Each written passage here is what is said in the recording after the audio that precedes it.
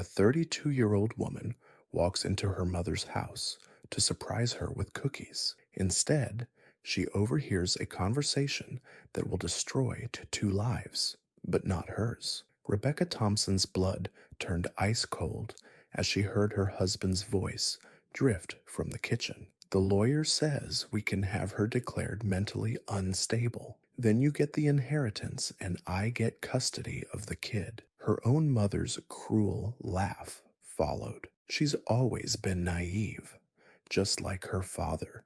He never suspected either. In that moment, Rebecca discovered the ultimate betrayal. Her husband of 8 years and her own mother were orchestrating an elaborate $2 million of inheritance fraud designed to steal her money, take her daughter, and lock her in a mental institution forever. But James and Patricia made one fatal mistake. They forgot that Rebecca was her father's daughter, and he was one of the most ruthless businessmen in the state. What happens next is the most calculated takedown you'll ever witness. Watch a naive housewife transform into a strategic predator who systematically destroys the two people who tried to steal her life. This isn't just revenge. It's a masterclass in turning your enemy's weapons against them. By the end, you'll see why underestimating the wrong person can cost you everything. The discovery. The afternoon sun cast long shadows across the familiar driveway as Rebecca pulled up to her mother's house, her 11-year-old daughter Lily chattering excitedly about the surprise cookies they planned to bake. Rebecca had decided on this impromptu visit after finishing work early, thinking it would be perfect quality time with both her mother and daughter. The white picket fence and rose bushes looked the same as always, a picture of suburban peace that had welcomed her countless times throughout her 32 years. But something was wrong. Her husband's dark blue pickup truck sat in the driveway like an unwelcome intruder. Rebecca's hands tightened on the steering wheel as confusion washed over her. What was James doing here? He had told her he would be working late at the construction site today, the same excuse he'd been using more frequently over the past 6 months. "Daddy's here," Lily exclaimed, pressing her face against the window. Maybe he came to help with the cookies too. Rebecca forced a smile for her daughter's sake, even as alarm bells rang in her head. "Maybe he did, sweetheart. Why don't we go see?" They walked up the stone pathway together, Lily skipping ahead while Rebecca's mind raced. The front door was unlocked, which wasn't unusual for her mother's house in this quiet neighborhood. But as they stepped inside, Rebecca heard voices coming from the kitchen, the voices that made her blood run cold. "She's too trusting, Patricia," James's familiar baritone carried down the hallway. But there was something different about his tone, something intimate and conspiratorial that made Rebecca's chest tighten. "She has no idea what we've been doing. She's always been naive," her mother's voice responded. There was a cruelty in it that Rebecca had never heard before, just like her father. He never suspected either, did he? Rebecca grabbed Lily's hand and pressed a finger to her lips, motioning for silence. Her daughter looked confused but obeyed, sensing something serious was happening. They crept closer to the kitchen, staying hidden behind the living room wall where they could hear every word. "The lawyer says we can have her declared mentally unstable," Patricia continued, "especially with all the episodes you've been documenting. Depression, anxiety, inability to handle finances. It's perfect. And then you get everything from her father's estate, and I get the house and custody of Lily," James added. "Rebecca won't know what hit her." The world seemed to tilt beneath Rebecca's feet. This couldn't be happening. Her own mother, the woman who had raised her, comforted her through breakups, and celebrated her achievements, was plotting against her. And James, the man she had loved for 12 years and married for 8, was in on it. She signed those papers last month, thinking they were insurance forms. James continued. She has no idea they were giving me power of attorney over the joint accounts. Brilliant. Patricia laughed, a sound that chilled Rebecca to the bone. And the mental health records you've been creating are all documented. Her erratic behavior, her spending problems, her inability to care for our child. I've been building the case for months. Rebecca felt Lily's small hand squeeze hers tighter. She looked down to see her daughter's wide, frightened eyes staring up at her. The child might not understand all the words, but she could sense the danger hanging in the air like poison. The timing has to be perfect, Patricia was saying. Right after the inheritance comes through from Rebecca's father's estate. That's $2 million, James. $2 million that should have been mine anyway, James replied. Your ex-husband was a fool to leave everything to Rebecca. But you're right. It should have been yours. Once Rebecca is declared unfit and committed to that mental health facility we found, I'll be her legal guardian. All her assets will be under my control. Rebecca's legs felt weak. Her father had died 2 years ago in a car accident, leaving her his entire estate because he knew she would use it wisely and take care of Patricia in her old age. The irony was devastating. She had planned to make sure her mother lived comfortably for the rest of her life. Instead, Patricia and James had been scheming to steal everything. What about Lily? James asked. Rebecca will fight for custody. Not if she's in a mental institution, Patricia replied coldly. And besides, that child adores me. She'll be better off with us anyway. Rebecca's too soft, too emotional, always has been. Lily's grip on Rebecca's hand became painful, but Rebecca barely noticed. She was drowning in the revelation that everything she believed about her life was a lie. How long had this been going on? How long had her husband been documenting her every move, twisting normal stress and emotions into evidence of mental illness? The awakening. Rebecca closed her eyes, fighting the urge to burst into the kitchen and confront them both. But something deeper than anger was stirring in her chest, something cold and calculating that reminded her of her father's business sense. They thought she was weak, naive, easy to manipulate. They had no idea what they had awakened. Mommy, Lily whispered, tugging on her sleeve. Why are they saying mean things about you? Rebecca looked down at her daughter's innocent face and made a decision that would change everything. She would not be the victim in this story. She would not let them destroy her or take her child. They're just confused, baby, she whispered back, her voice steady despite the storms like raging inside her. But Mommy's going to fix everything, I promise. She led Lily quietly back to the front door, her mind already spinning with possibilities. They thought they knew Rebecca, the trusting wife, the devoted daughter, the naive woman who signed papers without reading them carefully. But they had forgotten something important about her. She was her father's daughter, and he had been one of the most successful businessmen in the state. As they drove away from the house, Rebecca caught Lily's worried eyes in the rearview mirror. Daddy and Grandma are in trouble, aren't they? The little girl asked. Yes, sweetheart, Rebecca replied, her voice calm and determined, but not the kind of trouble they think they're in. For the first time in months, Rebecca smiled.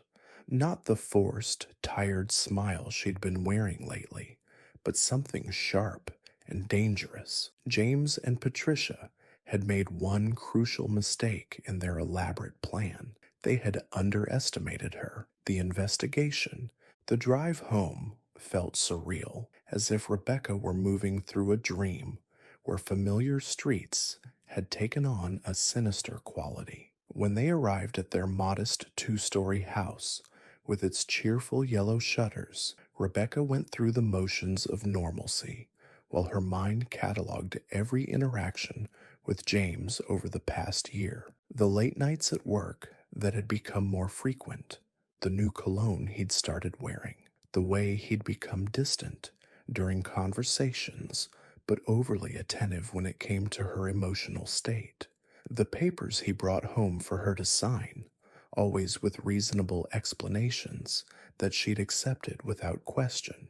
That evening, she played the perfect wife. She made James's favorite dinner, asked about his day, and listened to his stories about work problems and difficult customers. All the while, she was studying him like a specimen under a microscope, cataloging every lie, every manipulation. "You're quiet tonight," he commented, reaching over to squeeze her hand. "Everything okay?" The concern in his voice sounded so genuine that for a moment Rebecca almost doubted what she'd heard. Almost. But then she noticed how his thumb rubbed across her wedding ring, and she remembered his voice saying, "She'll be too broken to fight back." "Just tired," she replied. "Long day at work. Maybe you should talk to Dr. Williams about adjusting your medication," James suggested gently. "You've seemed stressed lately." Dr. Williams, the therapist James had recommended after her father's death. Another piece of the puzzle clicked into place. How many of their sessions had been reported back to James? How many of her grief responses had been documented as evidence of mental instability? The next morning, Rebecca woke before dawn and began her investigation. While James and Lily slept, she opened her laptop and started digging through their finances. What she found made her stomach turn. 3 large withdrawals over the past 2 months, each coinciding with days James claimed to be working late. The withdrawals were made from an ATM near Patricia's house. She screenshot everything, saving the images to a hidden folder. Next, she searched through her email spam folder and found statements from credit cards she didn't remember opening. James had opened 3 credit cards in her name, running up significant debt on each one while making only minimum payments. Another piece of his mental instability case: reckless spending, inability to manage finances. That afternoon, she drove to her father's old office building where Robert Chen, the lawyer who had handled his estate, maintained his practice. Robert had been her father's friend for over 20 years. "Rebecca?" Robert stood up from behind his mahogany desk. "What a pleasant surprise. How are you holding up?" "I've been better," she said, accepting his offer of coffee. "Robert, I need to ask you something important about my father's will. How much longer until it's finalized?" "Should be another 3 weeks, maybe a month at the outside. Is there a problem?" Rebecca hesitated, then decided on a partial truth. "I've been getting pressure from some family members about the money. I wanted to make sure the arrangements were secure." Robert frowned. "What kind of pressure?" "Questions about whether I'm capable of managing such a large inheritance.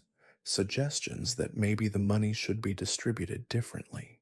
"Rebecca, your father was very specific in his will. He left everything to you because he trusted your judgment implicitly. No one can change that unless you choose to modify the arrangements yourself or," he paused, looking uncomfortable, "unless you were declared legally incompetent. But that would require substantial medical evidence and court proceedings. I want you to add an extra layer of protection," she said. "Whatever legal safeguards we can put in place to ensure no one else can gain access to those funds." Robert's expression sharpened.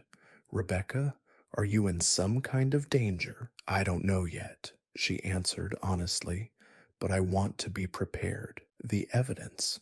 Her next crucial stop was the office of Thomas Rodriguez, a private investigator her father had used occasionally for business matters. The small, cluttered office smelled like coffee and old paper. "I need to know if my husband is having an affair," she said without preamble. Rodriguez didn't even blink. "How long have you suspected?" "As of yesterday, but I think it's been going on for months, maybe longer. I'll need details, his schedule, places he goes, people he sees.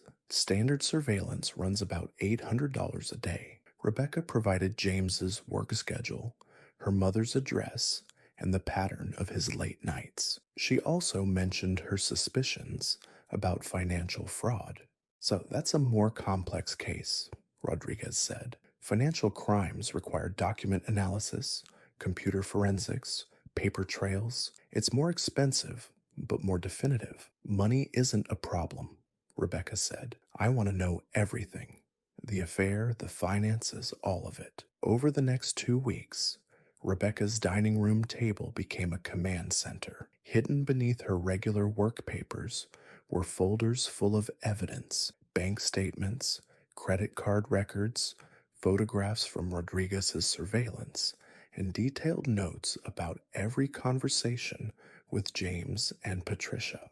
The photographs were the hardest to look at. Rodriguez had captured James and Patricia in various intimate moments, holding hands as they walked into a hotel, kissing in a parking lot, embracing in Patricia's backyard while Rebecca had been at work. But the financial evidence would destroy them. Rodriguez had uncovered a web of fraud that went back 18 months. James had been slowly siphoning money from their joint accounts, taking cash advances on credit cards he'd opened in her name, even forging her signature on loan documents. The total amount was approaching $50,000. Your husband is thorough, Rodriguez had said during their last meeting. He's been building this case against you for over a year. Fake medical appointments where he claimed you were confused or agitated. Testimony from people who say you've been acting erratically. Even some doctored recordings of phone conversations. Recordings? Rebecca's blood had run cold. Audio files on his computer. Conversations where you supposedly admit to memory problems, financial confusion, difficulty coping. The editing is good but not perfect. I can prove they've been manipulated. Thartipsis. 2 weeks into her investigation, Rebecca began setting subtle traps.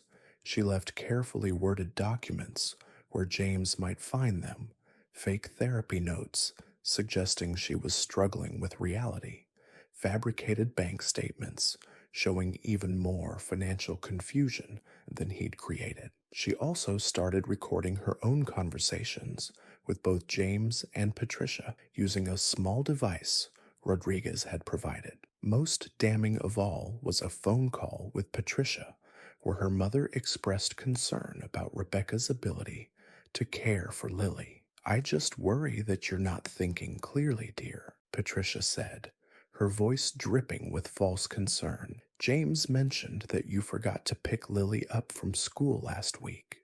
Rebecca had never forgotten to pick up her daughter. James had picked Lily up early, without telling Rebecca, then claimed she'd been confused about the time. Maybe you're right, Mom, Rebecca said into the phone, knowing every word was being recorded. Maybe I do need more help than I thought. That's nothing to be ashamed of, sweetheart. Family is here to support you through difficult times. Family. The word tasted like poison now, but Rebecca smiled as she hung up the phone. Patricia had just given her the perfect recording of feigned concern while plotting to steal her daughter and her money. During a family dinner at Patricia's house, Rebecca orchestrated another test.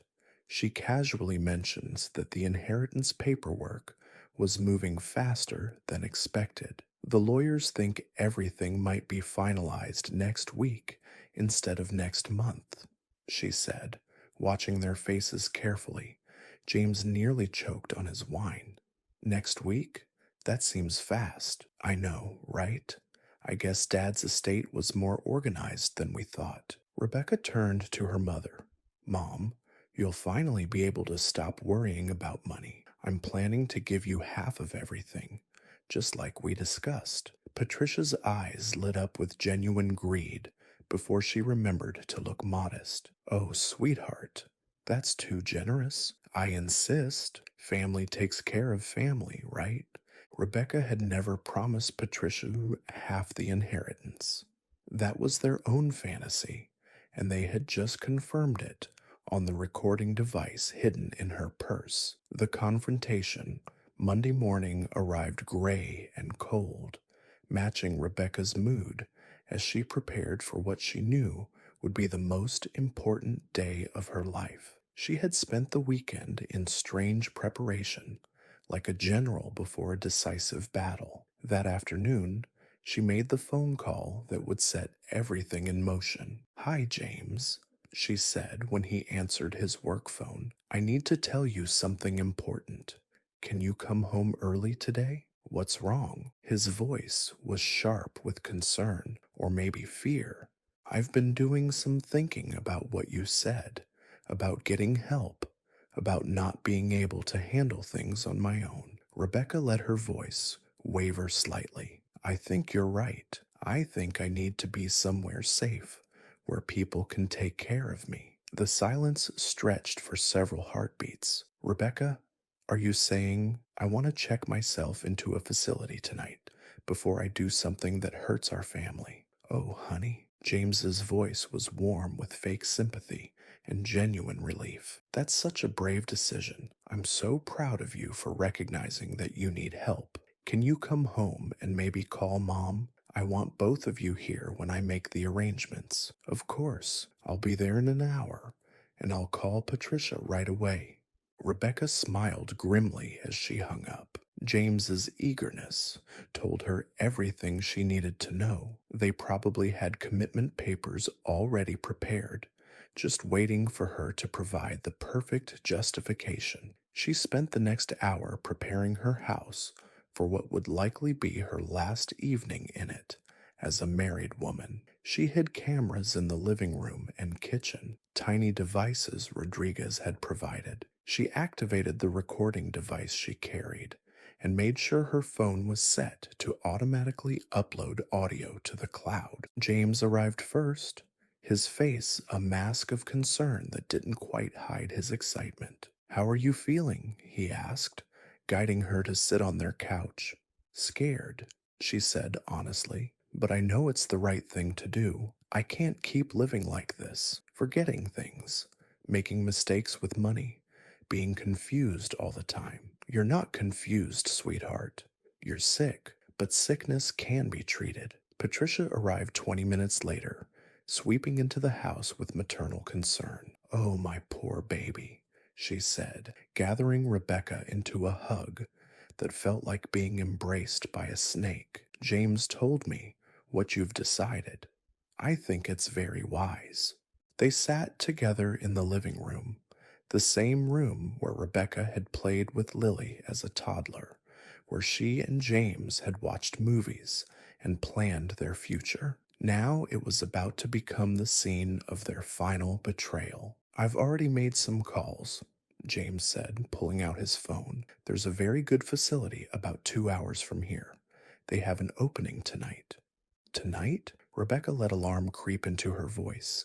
"That seems so fast." "Sometimes fast is better," Patricia said, taking Rebecca's hand. "Before you lose your nerve." "What about my father's inheritance?" she asked. "The lawyer said it should be finalized this week." Another loaded look between them. "Don't worry about that," James said. "I'll handle all the paperwork while you focus on getting better."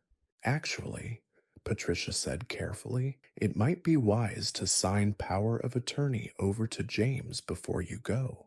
Just temporarily, until you're feeling more like yourself." There it was, the final piece of their plan, delivered with Oscar-worthy performances of love and concern. "I suppose that makes sense," Rebecca said slowly. "You have the papers ready?" James reached into his briefcase and pulled out a thick folder. "I had our lawyer prepare everything just in case you ever needed help managing things." The papers were comprehensive. They would give James complete control over her finances, her property, and her medical decisions. Once signed, she would be completely at their mercy. "There's one more thing," Patricia said. "The facility requires assurance that you won't try to leave against medical advice. So there's a form stating that you're voluntarily admitting yourself for an indefinite period. Indefinite period. Rebecca's blood chilled, but she kept her expression neutral. How indefinite? Until the doctors think you're ready, James said. Could be months, maybe longer. But Rebecca, this is about getting you the help you need. They were planning to lock her away forever, take her money, take her child, and leave her trapped in a mental health facility with no way to prove her sanity. Rebecca looked at the people she had once loved most in the world and felt the last traces of doubt disappear. Before I sign this, she said, taking the pen James offered, I want you both to know something. They leaned forward expectantly. I know about the affair, she said calmly. I know about the stolen money. I know about your plan to steal my inheritance and have me permanently committed. And I know that every word you've spoken in the last hour has been recorded and will be used as evidence when you're both arrested. The reckoning. The color drained from both their faces as the implications hit them. You're confused, Rebecca, James said, but his voice shook. You're not thinking clearly. I'm thinking more clearly than I have in months, she replied. Did you really think I was stupid enough to fall for this? Rebecca reached into her purse and pulled out her phone, scrolling to the photo gallery. Am I imagining these? She turned the screen toward them, revealing Rodriguez's surveillance photos, James and Patricia kissing outside hotels, embracing in her mother's backyard, holding hands as they walked into restaurants. Those pictures, they're not what they look like, Patricia said weakly. Really? Rebecca swiped to the next photo, showing them entering a hotel room together. What do they look like then, Mom? Because they look like my husband and mother having an affair while planning to steal my inheritance. She pulled out a small recording device and set it on the coffee table between them. Should I play back your conversation from 2 weeks ago when you discussed having me declared mentally unfit? Or maybe the one where you talked about forging documents and stealing from our joint accounts? You recorded us? Patricia's voice was barely a whisper. I recorded everything. Every lie, every manipulation, every cruel laugh you shared at my expense. Rebecca's voice remained calm, but there was steel underneath. Did you really think I wouldn't find out? Did you think I was so weak, so stupid that I'd just let you destroy my life? James began pacing, his composure completely shattered. You don't understand the pressure I've been under, the debts, the problems at work. So you decided to solve your problems by stealing from your wife and sleeping with her mother? Rebecca's voice cracked like a whip. It wasn't supposed to happen, Patricia said, tears starting to flow. James came to me for advice after your father died, and we were both grieving. Don't. Rebecca held up her hand. Don't you dare make this about grief. This is about greed, pure and simple. You saw an opportunity to steal $2 million and you decided I was expendable. She stood and walked to the window. The mental health documentation, the fake financial problems, the isolation from my friends. It was all part of your plan to make me seem unstable. We were trying to help you, James insisted weakly. Rebecca turned back to face them, her eyes blazing. Help me? You opened credit cards in my name and ran up debt. You manipulated our bank accounts to make it look like I was financially irresponsible. You convinced me to see a therapist who was feeding information back to you. You were systematically destroying my credibility so you could steal everything I had. Patricia suddenly stood up, her tears replaced by anger. You self-righteous little. You always thought you were better than everyone else, just like your father. There she is, Rebecca said quietly. There's the real Patricia, not the grieving widow, not the concerned mother, just a bitter woman who's angry that her con game didn't work. What do you want? James asked finally. Rebecca looked at him for a long moment, remembering the man she had fallen in love with in college. That man might never have existed at all. I want you to face the consequences of what you've done, she said simply. I want you to be held accountable for the fraud, the theft, the conspiracy. I want everyone to know what kind of people you really are. 3 days later, Rebecca sat in Detective Sarah Martinez's office, watching as boxes of evidence were wheeled past the open door. Your documentation is extraordinary, Detective Martinez said, flipping through Rodriguez's surveillance photos. Most fraud cases take months to build this kind of evidence. You did it in less than 3 weeks. I had help, Rebecca replied, and motivation. Your husband's financial crimes alone are going to put him away for 5 to 10 years. Add in the conspiracy charges and the attempted involuntary commitment. He's looking at serious prison time. James had been arrested at his construction job, taken away in handcuffs while his co-workers watched in shock. Patricia was facing her own charges: fraud, conspiracy, and elder abuse for what she had done to Rebecca's father before he died. Justice served 1 year later.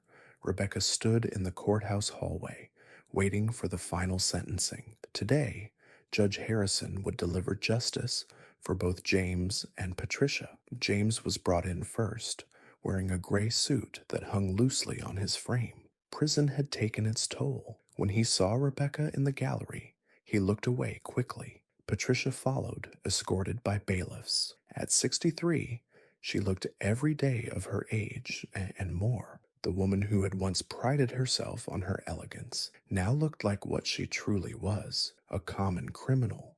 This case has been extraordinary in its scope and disturbing in its nature, Judge Harrison began. The defendants conspired not just to commit financial fraud, but to systematically destroy the mental health and family relationships of their victim. James was sentenced to 12 years in state prison with possibility of parole after 8 years. Patricia received 18 years with no possibility of parole for 12 years. At her age, it was effectively a life sentence. As the bailiffs led them away, Patricia turned back toward the gallery and caught Rebecca's eye. For a moment, the mask of self-pity fell away, and Rebecca saw pure hatred in her mother's face. It was chilling, but also liberating. Any lingering doubt about her mother's true nature vanished completely. Outside the courthouse, Rebecca faced a crowd of reporters. This case was never about revenge,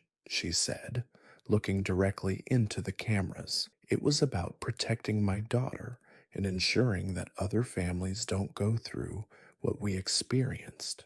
Do you have any regrets about pursuing these charges? A reporter asked. Rebecca considered the question carefully. I regret that it was necessary. I regret that people I loved were capable of such cruelty, but I don't regret fighting back. No one should have to accept being victimized by the people they trust most. New beginnings. 2 years later, Rebecca stood in the conference room of Thompson Financial Services, the investment firm she had built from her father's modest business holdings. Through the floor-to-ceiling windows, she could see the bustling downtown district, a view that reminded her daily of how far she had come. She had used her inheritance and settlement money wisely, building a successful business and starting the Thompson Foundation for family fraud victims. The foundation had already helped dozens of families navigate the legal and emotional aftermath of betrayal by relatives. That evening, she sat with Lily in their new house, a cozy cottage with a large backyard where they had planted a vegetable garden together. Mom, Lily said without looking up from her homework, Jessica at school asked me why my dad is in prison. Rebecca had been dreading this conversation.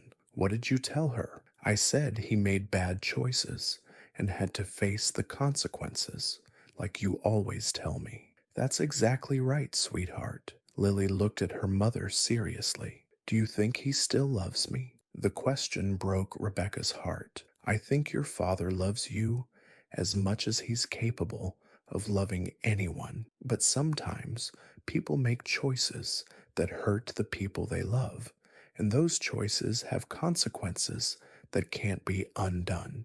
Later that night, Rebecca reviewed reports from her financial advisors. Her careful investments had made her genuinely wealthy, but more importantly, she had built something meaningful from the ashes of her former life. Her phone rang, displaying her friend Michelle's number. Any second thoughts about the sentences? Michelle asked. None, Rebecca replied. They made their choices, and now they're facing the consequences. I'm just grateful it's over. So what's next for the newly wealthy and single Rebecca Thompson? Rebecca smiled. Honestly, I'm thinking about dating again. Really? After everything you've been through? Because of everything I've been through, I know what I will and won't accept in a relationship now. I know my own worth. That's actually liberating. She had met someone, actually.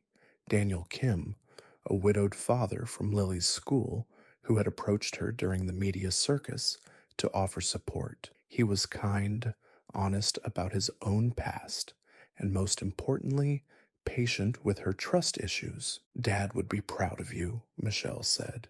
You fought back and won. I survived, Rebecca corrected. That's different than winning, but sometimes survival is enough. Epilogue. 6 months later, Rebecca stood in the kitchen of their new house in Denver, a beautiful colonial in a quiet neighborhood with excellent schools. Through the window, she could see Lily and Daniel's son Tommy playing soccer in the backyard while Daniel grilled dinner on the patio. Thompson Financial Services had successfully relocated, with her business partner Marcus running the original office while Rebecca established the Denver branch. The foundation was operational and thriving, but the real success was simpler and more profound. Rebecca had learned to trust again, to love again, to believe in the possibility of happiness after betrayal. She had built a new family based on honesty, respect, and genuine affection. Her phone buzzed with a text from Michelle. Saw the engagement announcement in the paper. So happy for you. Rebecca looked down at the diamond ring Daniel had given her the week before. Not ostentatious, but beautiful and meaningful, chosen with thought and care. Their wedding was planned for the following spring. Mom, Lily called from the backyard. Come join us. We're playing 2-on-2. Rebecca stepped outside into the warm evening air, where Daniel wrapped his arm around her waist and kissed her temple. Happy?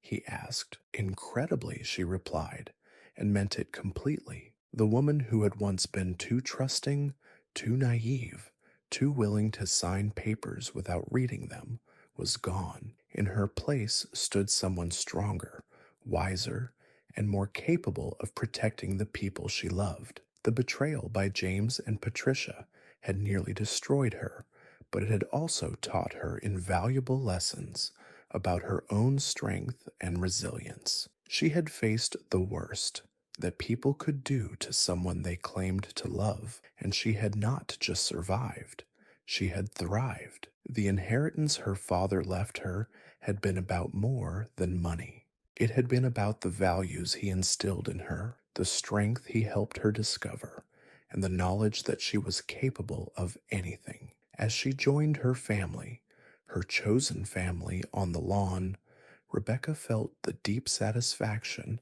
of a life rebuilt on her own terms. James and Patricia had gambled everything on her weakness, and they had lost spectacularly. She had won not just justice, but something far more valuable, the chance to build a new life filled with people who genuinely loved and supported her. The game was over, and Rebecca had achieved the ultimate victory: happiness, security, and the knowledge that she would never again be anyone's victim. She was exactly who she was meant to be. A billionaire discovers maid was secretly his sister. Edward Grant thought he was hiring just another cleaning lady, change everything about his broken family. His 9-year-old son, Noah, hadn't spoken or moved since a terrible accident. The best doctors in the world said there was no hope.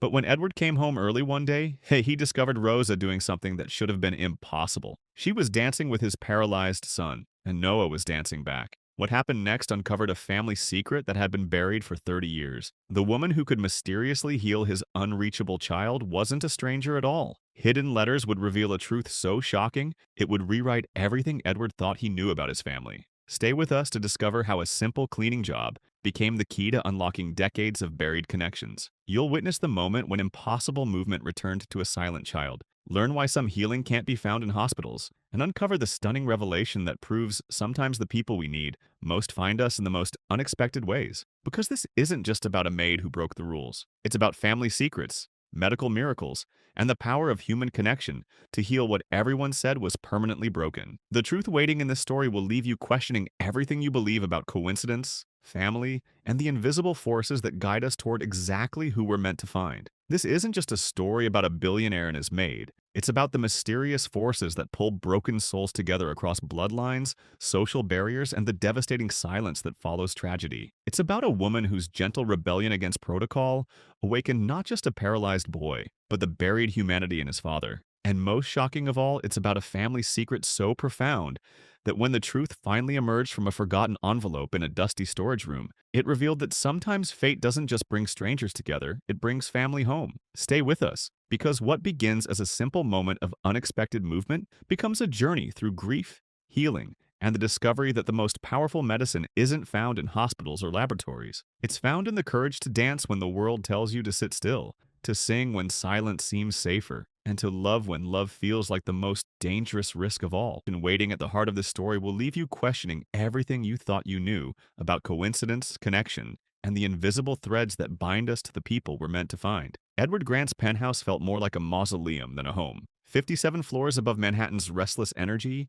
the immaculate space stretched out in clinical perfection, marble floors that reflected nothing, furniture positioned with mathematical precision, and air so still it seemed afraid to circulate. Every surface gleamed with the kind of sterile brilliance that screamed of professional maintenance and emotional abandonment. At 38, Edward had built Grant Technologies from a college dorm room idea into a global empire worth $12 billion. He could move markets with a phone call, reshape industries with a decision, and command the attention of world leaders with a simple request for a meeting. But none of that power, none of that influence, could penetrate the silence that had consumed his home for the past 3 years. The silence had a name: Noah Grant, age 9, who sat motionless in his wheelchair by the floor-to-ceiling windows each day, staring out at a city that pulsed with life while he remained trapped in a prison of his own making. The spinal injury from the car accident that had killed his mother, Lillian, had left him paralyzed from the waist down. But what truly terrified Edward wasn't the wheelchair or the medical equipment or even the army of specialists who filed through their home with clipboards and concerned expressions. It was the absence behind his son's pale blue eyes. Not grief. Grief would have been understandable, even workable. Not anger. Anger could be channeled, processed, healed. What lived in Noah's gaze was something far more devastating, a complete retreat from existence itself. The boy who had once filled these rooms with laughter and chaos and the beautiful mess of childhood had simply disappeared. His body remained, breathing and blinking and going through the mechanical motions of survival. But Noah, the essential spark that made him who he was, had evacuated so thoroughly that sometimes Edward wondered if his son had died in that car, along with his mother. The medical bills could have bankrupted a small nation. Edward had spared no expense, flying in specialists from Switzerland, Japan, and South Africa. He'd funded experimental neurological programs, invested millions in cutting-edge virtual reality therapy systems, and transformed an entire floor of their building into a private medical facility that rivaled the best children's hospitals in the world. Physical therapists, occupational therapists, speech therapists, art therapists, music therapists, they came and went like a revolving door of hope and disappointment. Each one arrived with confidence and credentials, armed with techniques that had worked miraculous breakthroughs with other children. Each one left 3 to 6 months later with the same bewildered expression and the same gentle recommendation. Perhaps it was time to consider that Noah might simply need more time. Years, perhaps, maybe a lifetime. But Edward refused to accept that verdict. He approached his son's condition the same way he approached every business challenge, With relentless research, unlimited resources, and the absolute conviction that every problem had a solution if you were smart enough and determined enough to find it. He read every study published on pediatric trauma recovery, consulted with neurologists in 12 countries, and funded research into experimental treatments that existed only in theoretical papers. What he couldn't understand, what no amount of money or expertise could explain, was why Noah would sometimes track movement with his eyes for a few seconds, or why his fingers would occasionally twitch in what might have been an attempt to reach for something, only to retreat back into stillness the moment anyone noticed. These tiny flickers of engagement were more tormenting than complete absence would have been, because they suggested that somewhere inside that silent shell, his son was still there, choosing not to emerge. The penthouse staff moved through their daily routines with the hushed efficiency of funeral directors. Margaret, the head housekeeper who had worked for the family since before Noah was born, spoke in whispers and avoided eye contact whenever she entered Noah's room. James, the personal chef, prepared elaborate meals that went untouched, replacing them 3 times a day with the mechanical persistence of someone who had long since stopped hoping for appreciation. Dr. Patricia Hendricks, Noah's full-time nurse, monitored his physical condition with clinical precision while carefully avoiding any conversation about emotional progress. And then there was Rosa. Miles had been working as part of the cleaning crew for exactly 43 days when everything changed. She was 28 years old, though she carried herself with the quiet dignity of someone who had learned early that life required both resilience and grace. Her dark hair was always pulled back in a simple ponytail, her uniform was always spotless, and her movements through the penthouse were so unobtrusive that most days Edward forgot she was there at all. Unlike the other staff members, Rosa didn't treat the penthouse like a shrine to tragedy. She cleaned around Noah's wheelchair without the theatrical tiptoe that everyone else employed. She hummed softly while she worked, barely audible melodies in what sounded like Portuguese or Spanish, though Edward had never bothered to ask. She never tried to engage Noah directly, never spoke to him in the artificially cheerful tone that therapists used, never made the mistake of treating him like an invalid who needed to be handled with exaggerated care. In fact, if Edward had been pressed to describe Rosa's presence in their home, he might have said she was almost invisible, which was exactly why what happened on that Tuesday morning in October was so completely impossible to explain. Edward's day had begun like every other day for the past 3 years. He woke at 5:30 a.m. to the sound of his phone's alarm, checked overnight emails from his Tokyo and London offices, and spent an hour reviewing market reports while his personal trainer waited in the penthouse gym. By 7 a.m., he was showered, dressed, and reviewing the day's schedule over coffee that he never actually tasted, his mind already moving through the series of meetings, decisions, and negotiations that would fill the next 12 hours. He paused outside Noah's room as he did every morning, listening for any sound that might suggest his son was awake. The silence that greeted him was familiar, but no less devastating for its predictability. He pushed the door open quietly, expecting to see Noah in his usual position by the window, staring out at the city with the blank expression that had become his default setting. Instead, he saw the untouched breakfast tray sitting on the side table where Dr. Hendricks had left it the night before. Noah hadn't eaten anything substantial in weeks, surviving on protein shakes and the occasional piece of fruit that could be coaxed into him with tremendous effort. Edward made a mental note to call the nutritionist again, though he already knew what she would say. They couldn't force him to eat, and until his emotional state improved, his appetite would remain essentially non-existent. The board meeting that morning was supposed to be routine: quarterly reports, budget approvals, and a presentation on their expansion into Southeast Asian markets. Edward sat at the head of the polished conference table in Grant Technologies' Manhattan headquarters, listening to his CFO explain profit margins and market projections with the same engagement he might have shown for a grocery list. His mind kept drifting back to Noah's breakfast tray, to the way his son's shoulders had looked so small and fragile in the oversized wheelchair, to the growing fear that they were losing him one silent day at a time. Then his assistant knocked and entered with an apologetic expression. "Mr. Grant, I'm sorry to interrupt, but I just received word that the Singapore delegation had to reschedule. Their flight was delayed by mechanical issues, and they won't arrive until Thursday." Edward stared at her for a moment, his mind struggling to process the information. The Singapore meeting was supposed to be the centerpiece of his afternoon, a crucial negotiation for a partnership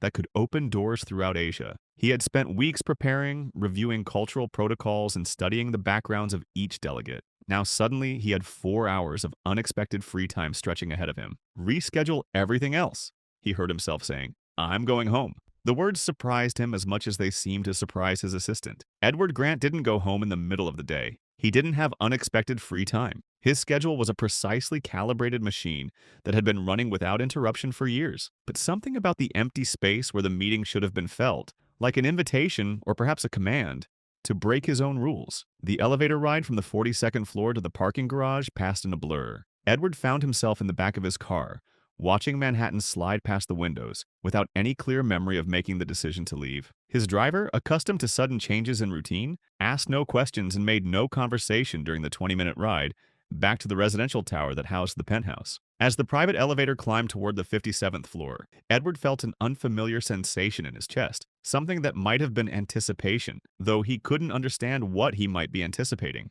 Perhaps it was just the novelty of arriving home before sunset, of breaking the rigid routine that had governed his life since Lillian's death. Perhaps it was the hope, however irrational, that he might find Noah doing something different, something that would suggest progress was possible after all. The elevator doors opened with their usual whisper-quiet precision, revealing the familiar expanse of marble and chrome that served as the penthouse's entry hall. Edward stepped out, already mentally reviewing the list of tasks he could accomplish during his unexpected free time. Calls to return, reports to review, emails that had been accumulating while he sat through the morning's meetings. But then he heard something that stopped him in his tracks. Music. It was faint, barely audible over the ambient hum of the penthouse's climate control system. Not the kind of music that played through the built-in sound system. Something with more texture, more imperfection. Something alive. Edward stood frozen in the entryway, his briefcase still in his hand, his mind struggling to process this impossible addition to the soundscape of his perfectly controlled environment. The melody was delicate but steady, a waltz that seemed to float rather than simply play.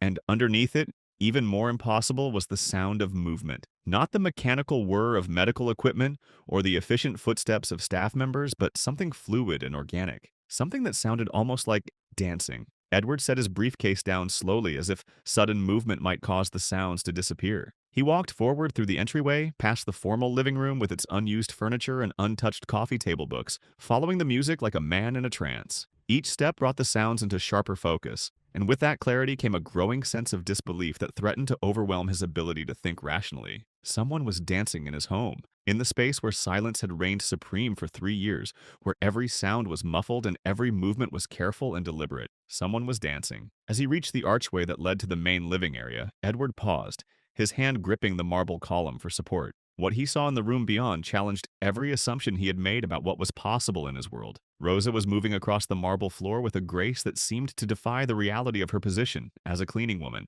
Her feet were bare, her movements fluid and confident as she turned slowly in the sunlight that streamed through the floor-to-ceiling windows. Her right hand was extended, fingers curved as if she were holding something precious and fragile. And she was holding something precious and fragile. Noah's hand was nestled in hers, his small fingers curled loosely around her palm as she guided his arm through a gentle arc. His wheelchair was positioned perfectly to allow his upper body to participate in the movement, and Rosa was spinning slowly around him, creating a dance that accommodated his limitations while never acknowledging them as limitations at all. But what stopped Edward's breath entirely, what made his vision blur and his knees threaten to buckle, was the expression on his son's face. Noah's head was tilted slightly upward, his pale blue eyes locked on Rosa's form, with an intensity that Edward hadn't seen in 3 years. He was tracking her movement, not with the vacant stare that had become his default expression, but with focused attention. His eyes were alive, present, engaged. He wasn't just watching her, he was participating, however subtly, in something that looked unmistakably like joy. Edward stood in the archway for what felt like hours, but was probably only minutes, afraid to move, afraid to breathe, afraid that any acknowledgement of what he was witnessing would cause it to vanish like a mirage. His mind raced through possible explanations. Hallucination, breakdown, some kind of elaborate therapy technique that he hadn't been informed about. But none of them could account for the simple, devastating reality of what he was seeing. His son, his broken, unreachable son, was dancing. The music began to slow, and Rosa turned gracefully to face the archway, as if she had known all along that Edward was standing there. Her expression wasn't startled or guilty or defensive. It was serene, almost peaceful, as if this moment of impossible magic was exactly what she had expected to find.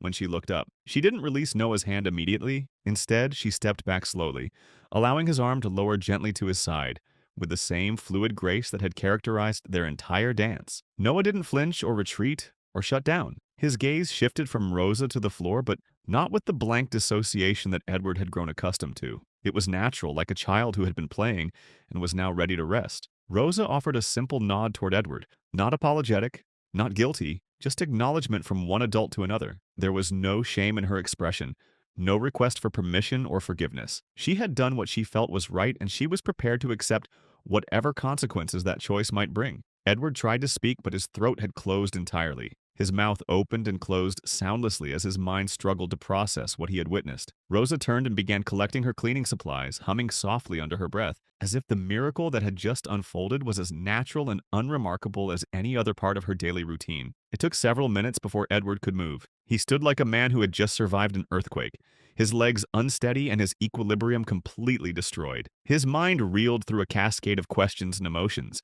Disbelief, wonder, fear, hope, anger, gratitude, all competing for space in a consciousness that had been carefully structured to avoid exactly this kind of overwhelming experience. Was this a violation of the strict boundaries he had established around Noah's care? Was it a breakthrough that could change everything? Did Rosa have some kind of medical training that he wasn't aware of? Who had given her permission to touch his son, to move him, to engage with him in a way that no trained professional had been able to accomplish? And yet beneath all of those rational questions, one truth burned with undeniable clarity. What he had just witnessed was more real, more present, more alive than anything that had happened in their home since the accident. Rosa hadn't forced Noah to respond or manipulated him into participation. She had simply offered him an invitation to feel something other than numbness, and he had accepted. Edward walked slowly toward Noah's wheelchair, half expecting his son to revert to his usual catatonic state now that the spell had been broken. But Noah didn't shut down. He didn't retreat. His fingers curled slightly inward, as if his hand retained the memory of Rosa's touch,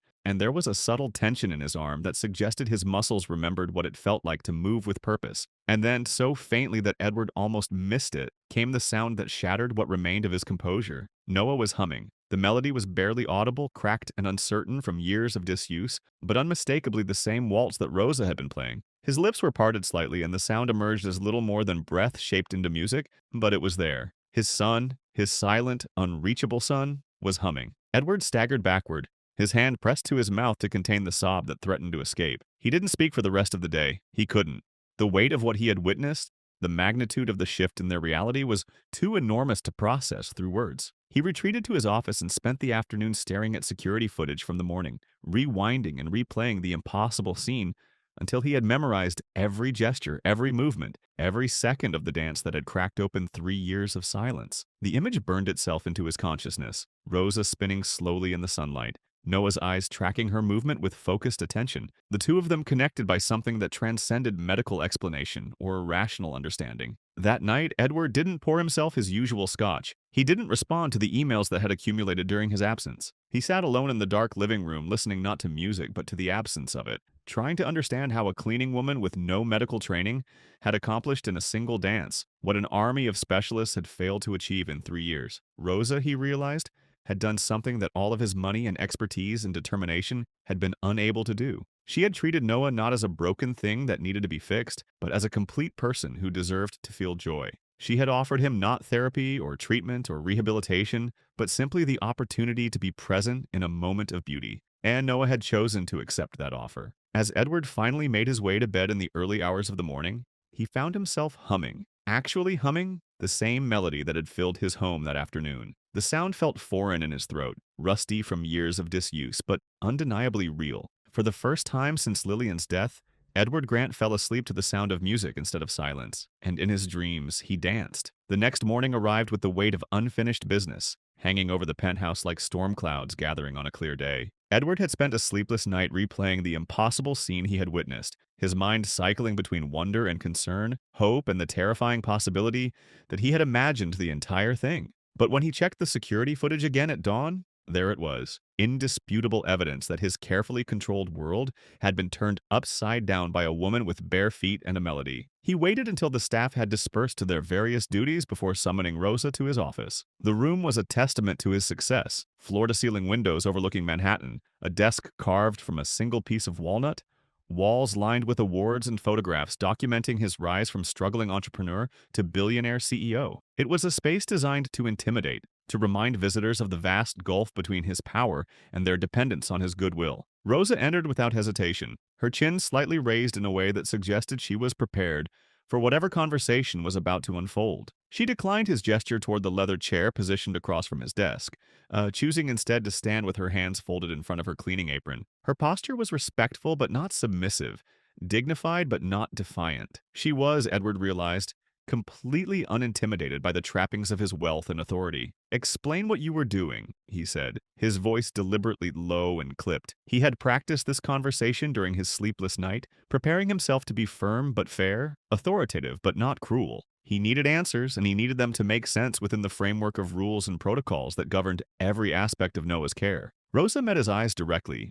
her expression calm and unwavering. "I was dancing," she said simply. The straightforward honesty of her response caught Edward off guard. He had expected defensiveness, excuses, perhaps an attempt to explain away what had happened as some kind of misunderstanding. Instead, she had given him exactly what he had asked for, an explanation that was both completely accurate and utterly insufficient. "With my son," he said, his jaw tightening as he spoke the words. Rosa nodded once. "Yes?" The silence that followed was sharp with tension. Edward rose from his chair and began pacing behind his desk, his movements sharp and agitated. Everything about this conversation was wrong. Rosa should have been apologetic, flustered, eager to explain herself and beg for forgiveness. Instead, she stood like a woman who had done exactly what she intended to do and was prepared to accept the consequences without regret. Why? The question came out harder than he had intended, nearly spat rather than spoken. Rosa's expression didn't change. "Because I saw something in him," she said, her voice steady and sure. "A flicker. I played a song, and his fingers twitched.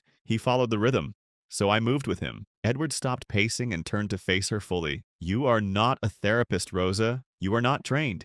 You don't touch my son." The words came out harsher than he had planned, fueled by 3 years of carefully maintained control and the terrifying realization that all of his systems and protocols had been rendered meaningless by a woman who cleaned floors for a living. He expected her to flinch, to step back, to show some sign that his authority still meant something in this conversation. Instead, Rosa's reply was immediate, firm, but never disrespectful. "No one else touches him either," she said quietly. "Not with joy, not with trust. I didn't force him. I followed him." The truth of that statement hit Edward like a physical blow. When was the last time anyone had touched Noah with joy? When was the last time someone had approached him as a source of pleasure rather than a problem to be solved? The therapist touched him with clinical precision. The nurses touched him with medical necessity. His own father touched him with the careful desperation of someone afraid of causing further damage. But joy? Trust? When had those things disappeared from Noah's experience entirely? Edward resumed his pacing, his movements more agitated now as Rosa's calmness continued to unnerve him. "You could have undone months of therapy," he muttered, though the words felt hollow even as he spoke them. "Years, there is structure, protocol." Rosa said nothing, allowing his statement to hang in the air between them. Her silence was more powerful than any argument she could have made, because they both knew the truth. The months and years of therapy had produced no measurable progress. The structure and protocol he was so desperately defending had failed completely to reach the child they were supposed to help. Edward turned toward her, his voice rising with frustration, and something that might have been fear. "Do you know what I pay for his care? What his specialists say?" Rosa finally spoke again, her words coming slower this time, weighted with a kind of gentle certainty that made them impossible to dismiss. "Yes," she said, "and yet they don't see what I saw today. He chose to follow with his eyes, with his spirit, not because he was told to, because he wanted to." Edward felt his carefully constructed defenses beginning to crack. This wasn't how the conversation was supposed to go. He was supposed to be in control, setting boundaries, reestablishing the order that governed their lives. Instead, he found himself confronting the uncomfortable possibility that Rosa had accomplished something that all of his money and expertise had failed to achieve. "You think a smile is enough?" he asked, his voice cracking slightly. "That music and twirling solve trauma?" Rosa didn't answer immediately. She knew it wasn't her place to argue theoretical points about trauma recovery or child psychology. She wasn't qualified to debate treatment methodologies with a man who had consulted with the best specialists in the world. But she also knew that trying to engage on that level would miss the essential truth of what had happened. Instead, she said something that cut straight to the heart of everything Edward was afraid to acknowledge. "I danced because I wanted to make him smile because no one else has." The words landed harder than she had perhaps intended. Edward's fists clenched at his sides, his throat suddenly dry as the full impact of her statement sank in. How long had it been since anyone had approached Noah with the simple, uncomplicated desire to bring him joy? How long since someone had looked at him and seen not a collection of symptoms and deficits, but a child who deserved to feel happiness? "You crossed a line," Edward said, But his voice had lost its authority. The anger was still there, but it was mixed now with something more complex and harder to define. Rosa nodded once, acknowledging the truth of his statement without showing any sign of regret. Maybe, she said, but I'd do it again. The simple declaration hung between them like a challenge. Edward had come close to firing her. The impulse was there, demanding that he reestablish control and order, that he protect the systems he had built to shield the people he loved from further harm. But something in Rosa's last sentence clung to him, refusing to be dismissed. "He was alive, Mr. Grant," she said quietly, "even just for a minute." Edward felt the fight go out of him all at once. He sank back into his chair, suddenly exhausted by the effort of maintaining his anger in the face of her unshakable certainty. She was right, and they both knew it. For one brief, impossible moment, Noah had been present in a way he hadn't been since the accident. The clinical measurements and therapeutic goals that had governed their lives for 3 years had been rendered meaningless by a few minutes of spontaneous movement and music. He dismissed Rosa with a small wave of his hand, unable to trust his voice to remain steady if he tried to speak. She gave one final nod and left him alone in his office, surrounded by all the symbols of his success and power,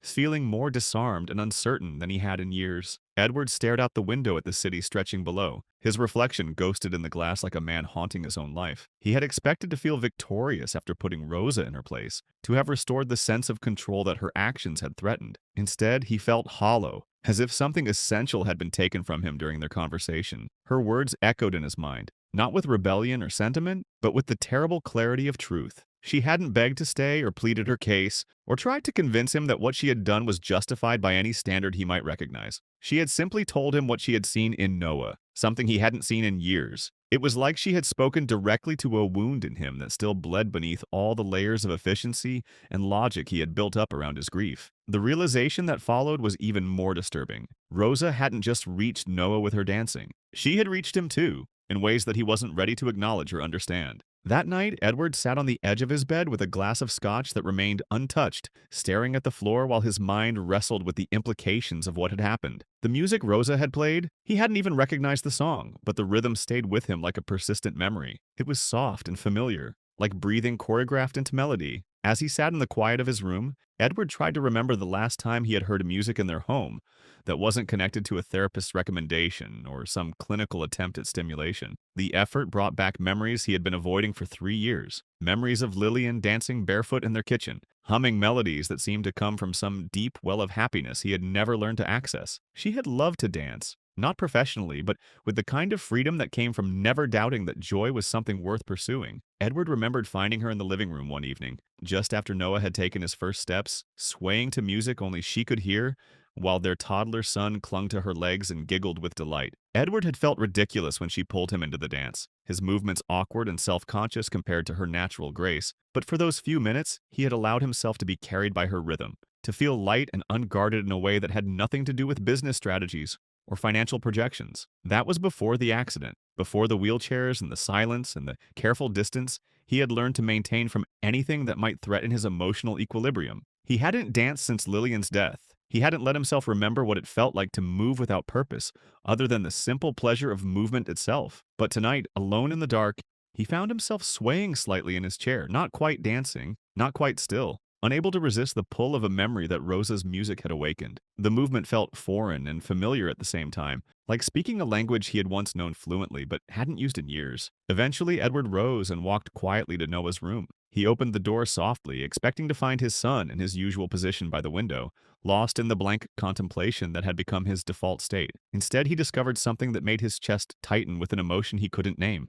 Noah was humming. The sound was so faint that Edward might have missed it if he hadn't been listening for signs of life, but it was unmistakably there. His son's lips were parted slightly, and a breathy melody emerged, off-pitch and trembling, but recognizably the same waltz that Rosa had played that afternoon. Noah was rocking almost imperceptibly as he hummed, emotion so subtle that it might have been mistaken for the natural sway of breathing. Edward stood in the doorway, afraid to move closer, afraid that his presence might break whatever fragile spell was allowing this moment to exist. For the first time in 3 years, Noah was making music. It wasn't speech, wasn't a breakthrough in any clinical sense, but it was evidence of an inner life that Edward had begun to fear was lost forever. His son was still in there, somewhere beneath the layers of trauma and silence, and Rosa had found a way to call him back, however briefly, to the surface. Edward returned to his own room with tears in his eyes and a weight in his chest that felt like the first tremor of an earthquake. He didn't sleep that night. Instead, he sat in the dark and listened to the absence of music, replaying in his mind the impossible sight of his son in motion,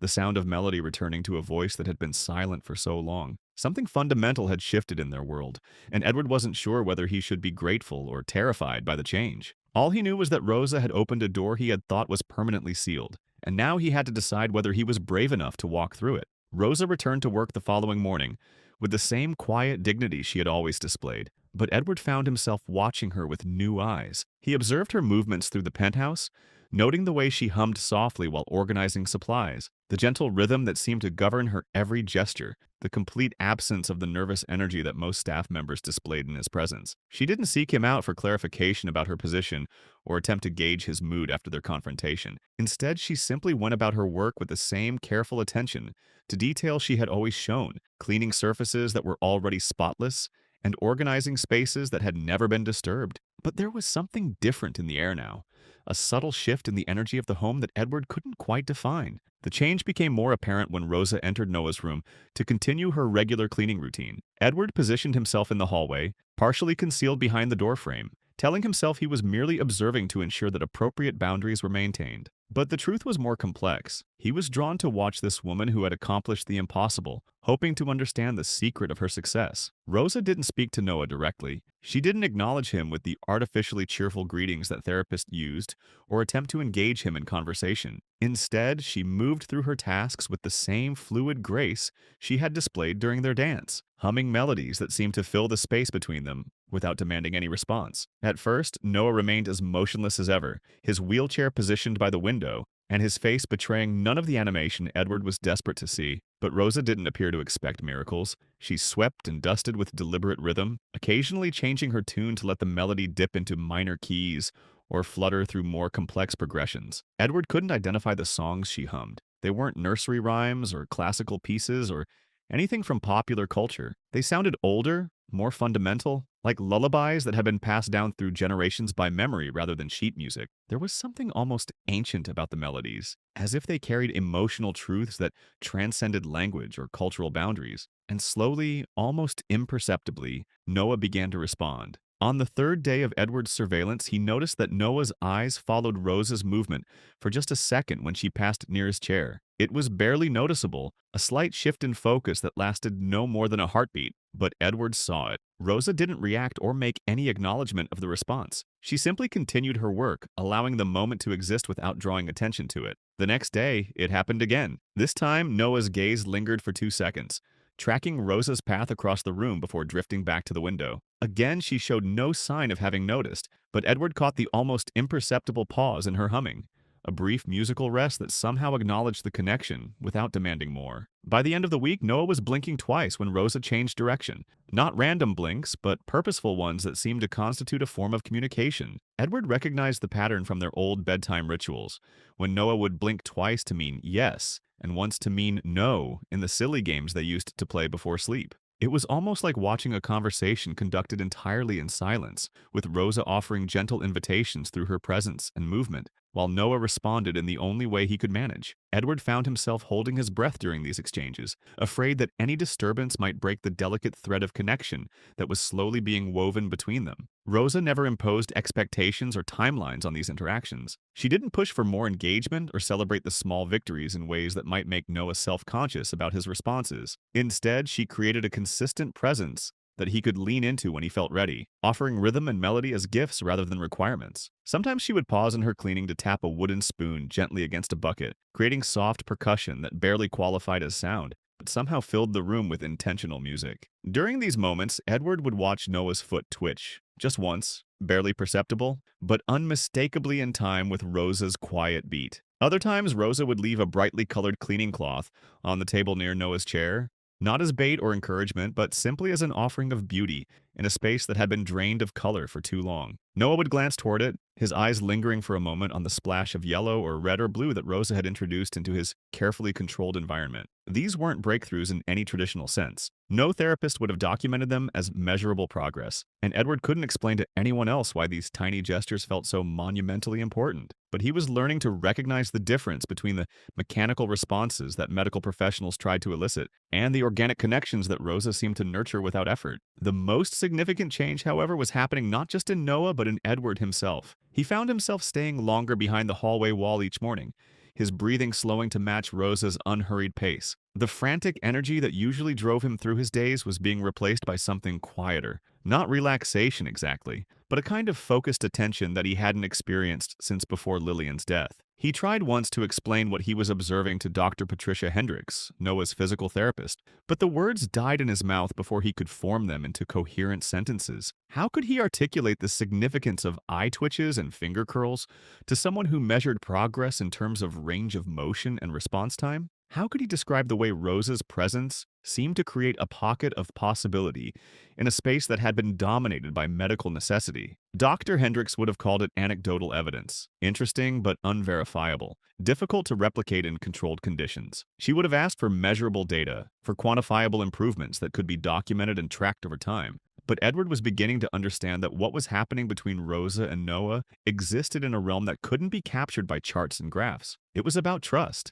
It was about the radical act of seeing Noah not as a collection of symptoms to be managed, but as a complete person who deserved to experience joy, even if that joy had to be measured in blinks and twitches rather than words and movement. Rosa treated these moments like seeds rather than performances, something to be tended with patience rather than celebrated with fanfare. She never announced what was happening or called attention to Noah's responses. When her shift ended each day, she would gather her supplies, nod politely to Edward if their paths crossed, and disappear down the elevator as if she hadn't just participated in the gradual resurrection of a child who had been lost to the world. On the 6th day of Edward's observation, something happened that shifted the entire dynamic of what he thought he understood about his son's condition. Rosa was finishing her usual routine when she walked to the table near Noah's wheelchair and paused. Without saying a word, she pulled a napkin from her pocket, plain white, the kind they kept in bulk for practical use, and placed it carefully on the surface where Edward would be sure to see it. She glanced once toward the hallway where she knew he was watching, a look that was neither challenging nor submissive, but simply acknowledging. Then she left,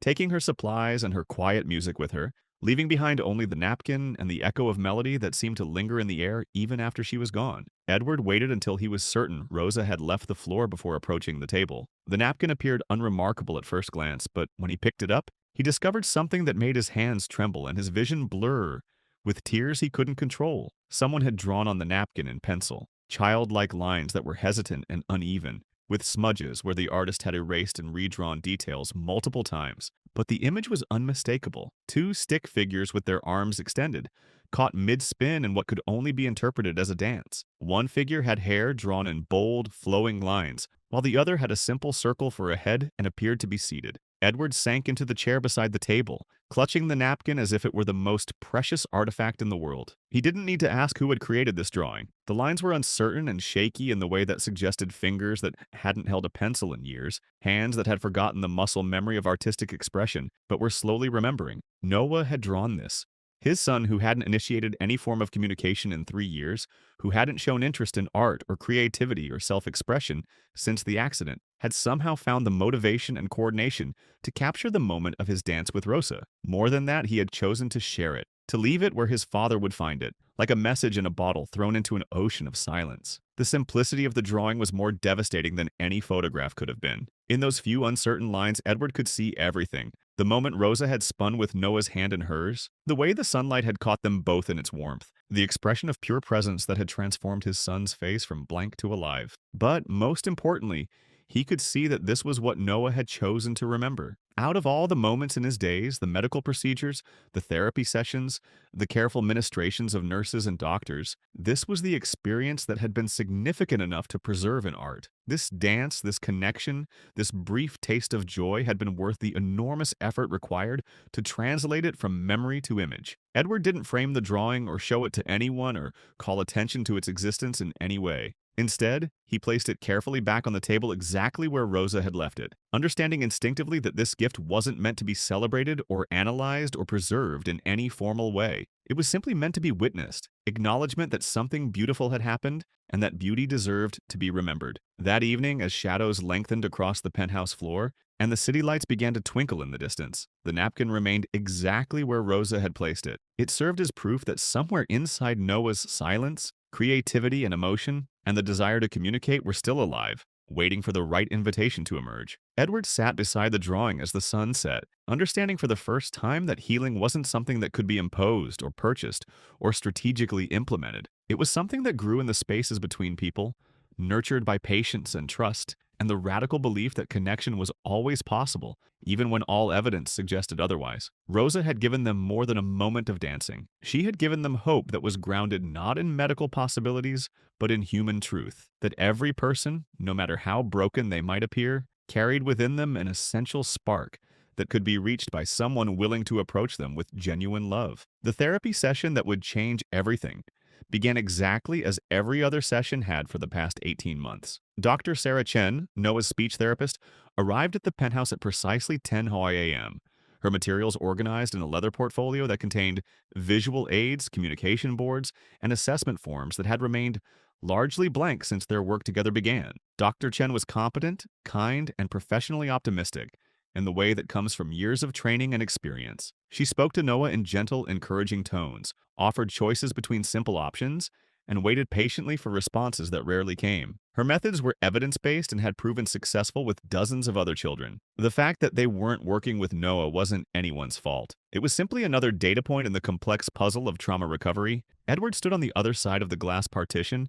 that separated Noah's therapy room from the hallway, arms crossed in his habitual posture of controlled observation. He had attended hundreds of these sessions over the years, each one following the same predictable pattern: gentle engagement, careful prompting, patient waiting, and ultimately disappointed documentation of minimal progress. Carla, the head nurse who had been with their family since the accident, sat in her usual corner chair, taking notes and occasionally offering supportive comments when Dr. Chen looked in her direction. The dynamic was familiar, professional, and utterly ineffective, but it represented the best that money could buy and medical science could offer. Then the elevator chimed, and Rosa stepped into the therapy room. She moved with her characteristic quiet confidence, carrying a folded scarf in her hands, soft fabric in muted blues and greens that looked worn in the way that suggested sentimental value rather than neglect. She didn't interrupt or announce her presence. She simply stood at the threshold of the room, waiting until Dr. Chen noticed her arrival. There was a moment of hesitation as the therapist tried to process this deviation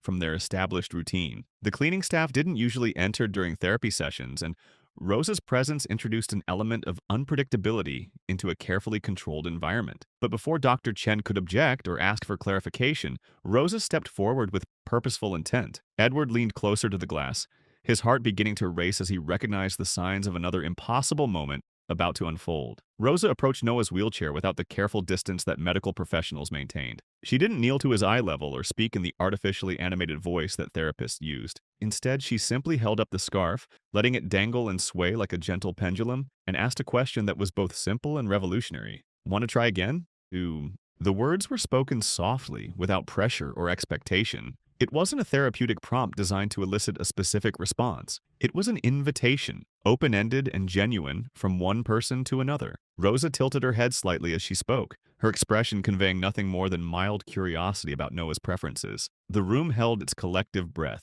Dr. Chen turned slightly, unsure whether to intervene or observe. Carla's pen froze above her notepad as she watched this unprecedented deviation from protocol. Edward's hand pressed against the glass, his vision tunneling until the only thing he could see was his son's face. Noah blinked once, then again. Two slow, deliberate blinks that Edward recognized as the signal they had used in bedtime games years ago. The unmistakable sign for yes. Dr. Chen gasped quietly, the sound escaping before she could contain it. Edward's hand slipped from the glass as his knees threatened to buckle. The magnitude of what had just happened was almost impossible to process. Noah had understood a question, made a conscious choice, and communicated his decision clearly. He had said yes. Rosa didn't cheer or react with visible excitement. She simply smiled, not at Noah but with him, and began to slowly loop the scarf around her fingers. What followed was a demonstration of intuitive therapy that no textbook had ever described, and no certification program had ever taught. Rosa made a gentle game of wrapping the scarf around her hand and then unraveling it,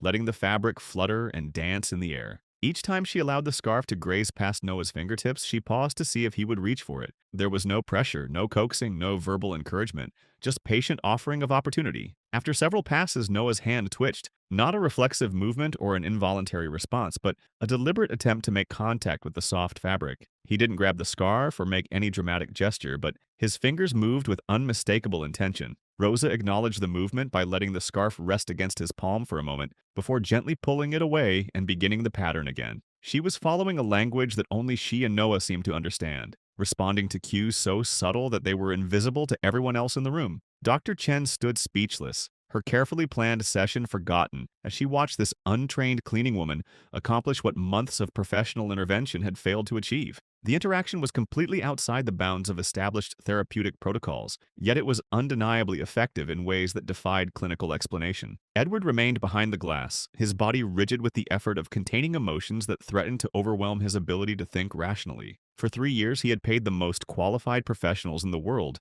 to unlock his son's potential. He had invested millions in state-of-the-art equipment and cutting-edge techniques. And here was Rosa, with no credentials and no training, holding a simple piece of fabric and coaxing responses from Noah that no one else had been able to elicit. It wasn't just the physical interaction that was remarkable, it was the quality of attention that Rosa brought to the moment. She wasn't following a treatment plan or working toward predetermined goals. She was simply being present with Noah, allowing him to set the pace and define the terms of their interaction. The session continued for another 20 minutes, with Rosa patiently offering the scarf and Noah gradually becoming more responsive to her movements. By the end, he was making deliberate contact with the fabric each time it passed within reach, and his eyes remained focused on Rosa's face rather than drifting to the window or the floor. When Rosa finally gathered the scarf and prepared to leave, she did so without fanfare or celebration. She nodded politely to Dr. Chen, acknowledged Carla with a brief smile, and walked toward the door, as if what had just transpired was no more remarkable than any other part of her daily routine. Edward found himself following her out of the therapy room, his legs moving without conscious direction. He caught up with her near the elevator bank, where she was waiting for the car that would take her back to the service floor where cleaning supplies were stored. "How did you know?" he asked, his voice hoarse with emotion he couldn't control. Rosa turned to face him, her expression calm but not unsympathetic. Know what? How to reach him. What to do. She considered the question for a moment, as if trying to translate an instinctive understanding into words that would make sense to someone else. "I didn't know," she said finally. "I just watched. I listened.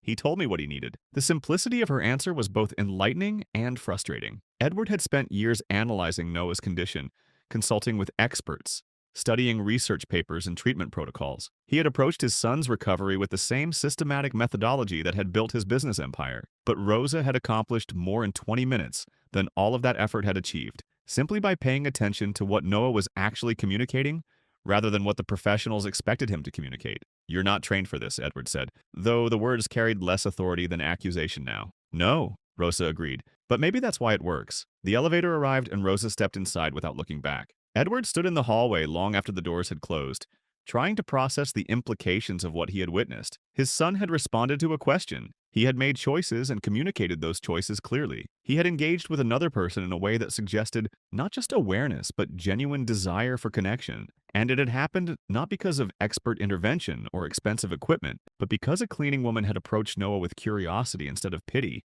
with respect instead of condescension, with the radical belief that he was capable of more than anyone else imagined. That afternoon, Edward found himself unable to concentrate on the stack of reports that demanded his attention. Instead, he kept returning to the image of Noah reaching for Rosa's scarf, the deliberate intention in that simple gesture, the presence behind his eyes that had been absent for so long. For the first time since the accident, Edward allowed himself to consider the possibility that recovery might not look like what he had expected. Perhaps healing wouldn't come through medical breakthroughs or therapeutic techniques. Perhaps it would come through the kind of patient, respectful attention that Rosa offered. Attention that saw Noah not as a problem to be solved, but as a person to be known. Back in her small apartment that evening, Rosa sat at her kitchen table with the scarf spread across the surface, running her fingers over the soft fabric that had belonged to her mother. She hadn't planned to bring it to work or to use it in whatever was developing between her and Noah. But something about the boy's stillness, his careful watching, had reminded her of herself at his age, trapped in circumstances beyond her control,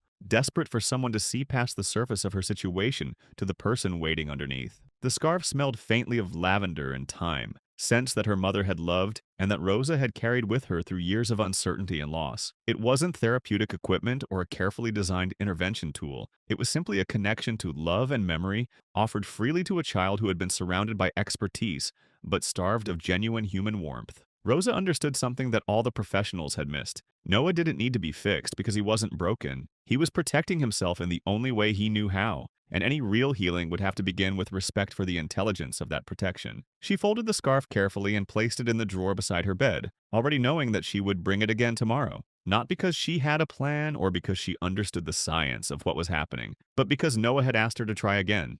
and that was the only invitation she needed. The discovery happened purely by accident, if accident was even the right word for something that felt so inevitable in retrospect. Rosa had been cleaning the storage room with more thoroughness than the task strictly required, drawn by the same instinct that had led her to dance with Noah weeks earlier. Something about the penthouse was calling for a deeper attention, for the kind of careful tending that went beyond surface maintenance. The storage room hadn't been properly organized in years. Edward insisted that certain items be preserved just in case, but he never visited the space himself, leaving it to accumulate the detritus of a life that had been frozen in time since Lillian's death. Boxes marked Lillian Keep sat stacked against one wall, their contents untouched and gathering dust like artifacts in a museum that no one visited. Rosa moved the boxes carefully, not out of curiosity, but from a professional instinct to clean the surfaces beneath them. As she shifted a stack of containers marked with dates from 5 years past, an antique cabinet in the corner creaked slightly, and a small drawer that had been concealed behind the boxes slid partially open. Inside the drawer was nothing but dust and silence in a single envelope, yellowed at the corners with age and sealed with old-fashioned care. The handwriting on the front was unmistakably feminine, written in ink that had faded but not disappeared. The words made Rosa's breath catch in her throat. To Edward Grant, only if he forgets how to feel. Rosa stared at the envelope for a long moment, her hands trembling slightly as she held it. This wasn't something she should open, wasn't something meant for her eyes. But the specificity of the inscription suggested that Lillian had anticipated a moment exactly like this one, a time when Edward would need to be reminded of something he had lost or buried beneath the weight of grief and responsibility. She didn't open the letter. She knew that whatever it contained was meant for Edward alone, and her role was simply to ensure that it found its way to him. But holding the envelope, feeling the weight of words that had been waiting years to be discovered, Rosa understood that she was participating in something larger than coincidence. She waited until the house had settled into its evening quiet before approaching Edward's office. He was sitting behind his massive desk. The lights dimmed and his attention focused on documents that clearly weren't holding his interest. When he looked up and saw her standing in the doorway with the envelope in her hands, his expression shifted from mild curiosity to something approaching alarm. "I found something," Rosa said simply, offering no explanation beyond the obvious truth. Edward's eyes fixed on the envelope,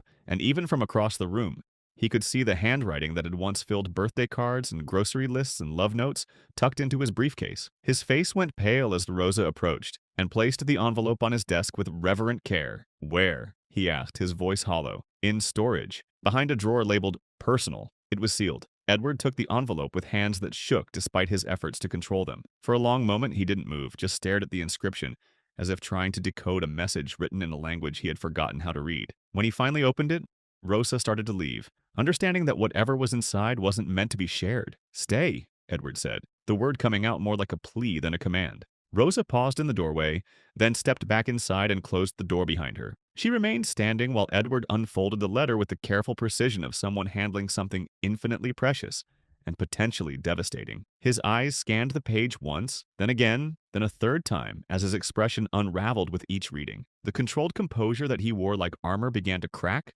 revealing something raw and unguarded beneath. "She wrote this 3 days before the crash," he said, his voice barely above a whisper. Rosa said nothing, understanding that her role in this moment was simply to witness whatever needed to be witnessed, to offer the kind of silent support that didn't require words or explanations. Edward's voice faltered as he began to read aloud, the words catching in his throat but carrying the weight of prophecy and love. "If you're reading this, it means you've forgotten how to feel, or maybe you've buried it too deep. Edward, don't try to fix him. He doesn't need solutions.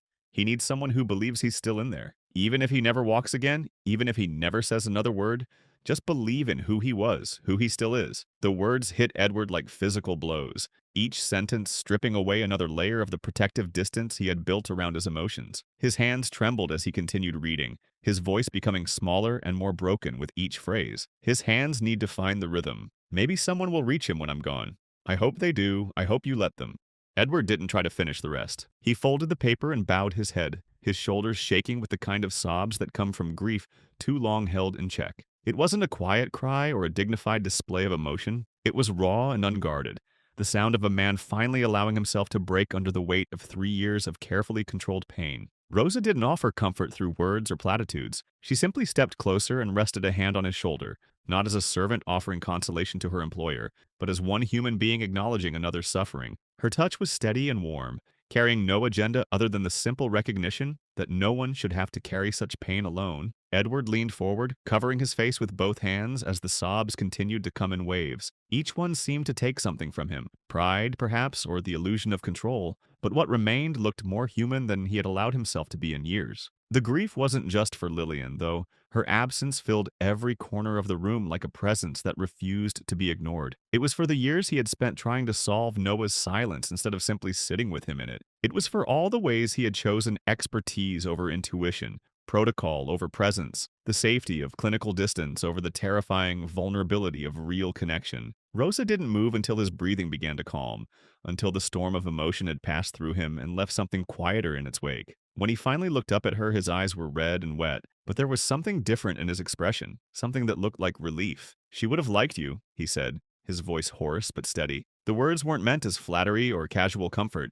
They carried the weight of recognition, of understanding that had been years in the making. Lillian would have seen in Rosa the same qualities that had drawn her to dance with Noah: the courage to approach another person with genuine care, the wisdom to offer presence instead of solutions, the faith that connection was always possible if you were brave enough to remain open to it. Rosa's response came quietly, without hesitation. "I think she already does." The sentence hung in the air between them, neither mystical nor sentimental, but carrying a truth that transcended rational explanation. In that moment, with Lillian's letter open on the desk, and the weight of her words still echoing in the room, it felt entirely possible that love could reach across the boundaries of life and death, that guidance could come from those who were gone to those who were still struggling to find their way. Edward picked up the letter again and read the final line, this time in a whisper that was more prayer than speech. "Teach him to dance even when I'm gone." Rosa exhaled slowly, her heart tightening as she recognized the words that had been haunting her dreams for weeks. She had felt drawn to Noah's stillness, compelled to offer him movement and music without understanding why. Now she knew. She had been answering a request that had been made before she ever set foot in their home, fulfilling a wish that had been waiting years for the right person to receive it. "I think she already does," Rosa repeated, and this time Edward understood what she meant. Lillian's presence wasn't gone. It had simply taken a different form, working through Rosa's hands and voice and intuitive understanding to reach the son she could no longer hold. Edward folded the letter one final time and placed it in the center of his desk, where it would remain visible, not hidden or stored, but present and acknowledged. For the first time since Lillian's death, he allowed himself to feel her guidance not as a memory to be treasured, but as a living force that could still shape their future. That night, alone in her small apartment, Rosa sat by her window and looked out at the city lights, understanding that she had been part of something larger than employment from the very beginning. She had been called to this family not by coincidence, but by the kind of love that refuses to be contained by death, that finds ways to keep working in the world through willing hearts and open hands. The next morning, she returned to the penthouse early,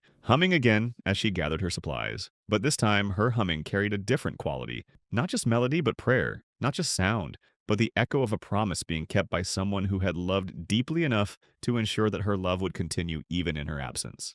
The ribbon had become their shared language, a yellow thread of connection that transformed the sterile therapy room into a space where miracles could unfold quietly, without fanfare or medical documentation. Rosa brought it each morning now, not as equipment or a therapeutic tool, but as an invitation to whatever lay waiting beneath Noah's careful stillness. She had never announced its purpose or explained her methodology to anyone. The ribbon simply appeared in her gentle hands, and Noah's eyes would brighten almost imperceptibly, the only sign he needed to give that he was ready to participate in whatever quiet dance they would create together. "This is just for us," Rosa had told him on the first day she brought the faded yellow fabric, her voice carrying the kind of calm certainty that made promises feel safe. "No pressure, we'll let the ribbon do the work." She looped it loosely around his hand and her own, creating a physical connection that somehow translated into emotional understanding. Then she moved slowly, teaching him to follow motion with motion, not with his legs, never demanding what his body couldn't provide, but with his arms and torso and the subtle sway of his upper body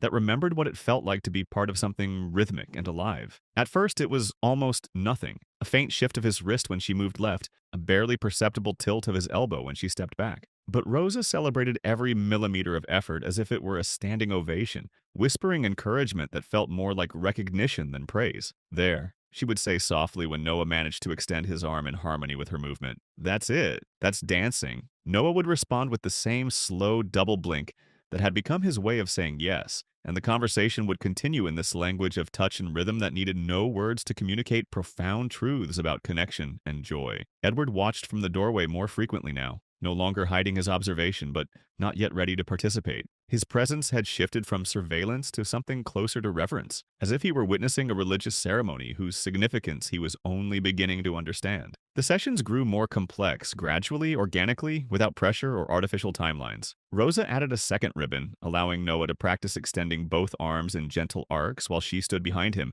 guiding but never forcing. His movements became more fluid, more confident, as if his body was remembering a language it had spoken fluently before trauma taught it to be silent. And Noah was responding in ways that transcended the physical. He no longer looked away when Rosa spoke to him. His eyes stayed focused on hers, not always, but more often. And there was something behind them now that looked unmistakably like anticipation. He was beginning to expect their sessions, to prepare for them in ways that suggested he was thinking about dancing even when the ribbons weren't present. "You're not following," Rosa told him one afternoon, smiling as she watched him lift his arm slightly before she had even begun to move. "You're leading." Noah didn't smile in return, not yet, not quite, but the corners of his mouth twitched in what might have been the beginning of one. The response was so subtle that anyone else might have missed it, but Rosa saw it and understood its significance. Somewhere inside his careful stillness, joy was stirring to life again. Edward began to notice changes in himself as well. He no longer stood with his arms crossed during these sessions. His shoulders weren't as rigid, and he found himself unconsciously swaying slightly to rhythms that Rosa created with her movements. The careful distance he had maintained from anything that might threaten his emotional equilibrium was dissolving, replaced by something that felt dangerously close to hope. He had built his entire life around strategy and control, around the belief that every problem could be solved through sufficient analysis and resources. But what Rosa was creating with Noah couldn't be replicated in a laboratory or measured in clinical assessments. It existed in the space between two people who had chosen to trust each other, and it grew stronger each day not because of any technique, but because of the simple, radical decision to approach another human being with genuine care. Rosa never asked Edward to join their sessions. She understood that invitation had to come from readiness, not expectation, and that forcing participation would destroy the delicate ecosystem of trust they had spent weeks building. But she left space for him in their rhythm, a gap in their circle that remained open in case he ever chose to step into it. Then came the afternoon that changed everything. The moment when possibility transformed into reality in ways that no one could have anticipated. Rosa and Noah were practicing their usual sequence, the yellow ribbon connecting their hands as they moved together in a gentle pattern that had become as familiar as breathing. The music played softly from Rosa's small speaker, the same wordless melody they always used, a rhythm that had become the soundtrack to Noah's gradual awakening. But something was different this time. As Rosa stepped slightly to the side, Noah followed not just with his arms but with his entire torso, leaning into the movement with an intention that caught both of them by surprise. And then, impossibly, his hips began to sway, a gentle shift from left to right that had nothing to do with the wheelchair and everything to do with the music that was moving through him. Rosa froze, not out of alarm but out of awe. She watched as Noah's movements became more deliberate, his body finding a rhythm that transcended the limitations everyone had accepted as permanent. His legs didn't lift, but his feet began to slide across the mat on the floor, tiny movements that were nonetheless unmistakably intentional. "You're moving," Rosa whispered, her voice thick with amazement and something that might have been tears. Noah looked at her, then down at his feet, as if he too was surprised by what his body was remembering. The ribbon between their hands continued to flutter with their shared motion, connecting them in this moment of breakthrough that was happening, not because of medical intervention, but because of the simple decision to dance together. Rosa didn't push for more or try to amplify what was happening. She waited, holding the space for Noah to explore this new possibility at his own pace. And then he did it again. The subtle shift of weight from one foot to the other, the gentle sway of his hips, the movement that might not have qualified as dancing by any formal definition but was absolutely, undeniably alive. Edward walked into the room mid-movement, intending only to check on their progress before his evening conference calls. What he saw stopped him completely. His son, moving with purpose and rhythm, his face calm but focused as he participated in something that looked remarkably like joy. Edward's mind tried to analyze what he was witnessing, to find medical explanations for movement that every specialist had declared impossible. But his heart knew better. This wasn't about muscle reflexes or neurological recovery. This was about Noah choosing to engage with the world again, choosing to trust that movement could be safe and that rhythm could be a bridge back to life. The profound moment broke something open inside Edward, some carefully guarded door that grief had welded shut. Watching his son dance, seeing the subtle smile that was beginning to transform Noah's face, Edward felt his own body responding to the music for the first time in years. He found himself stepping forward, his shoes forgotten as his bare feet found the rhythm that Rosa and Noah had created. The movement felt awkward at first, unfamiliar after years of rigid control, but gradually his body remembered what it felt like to sway without purpose, other than the simple pleasure of motion. Rosa saw him approach and smiled, extending the second end of the ribbon in an invitation that required no words. Edward took it with hands that trembled slightly, not from nervousness, but from the magnitude of what was happening. For the first time since Lillian's death, the three of them were connected, not by obligation or necessity, but by choice, by the shared decision to create something beautiful together. They didn't dance perfectly. Edward's movements were tentative and self-conscious. Noah's were limited by his physical condition, and Rosa had to accommodate both of their constraints while maintaining the rhythm that held them all together. But perfection wasn't the goal. Connection was, and in that, they succeeded completely. Edward found himself standing behind Noah, one hand on his son's shoulder and the other connected to Rosa through the yellow ribbon that had become their lifeline to each other. The music continued to play, and gradually Edward stopped thinking about anything other than the present moment. The weight of Noah's body as he leaned into the movement, the warmth of Rosa's presence as she guided them both through the steps of a dance that existed nowhere except in this room.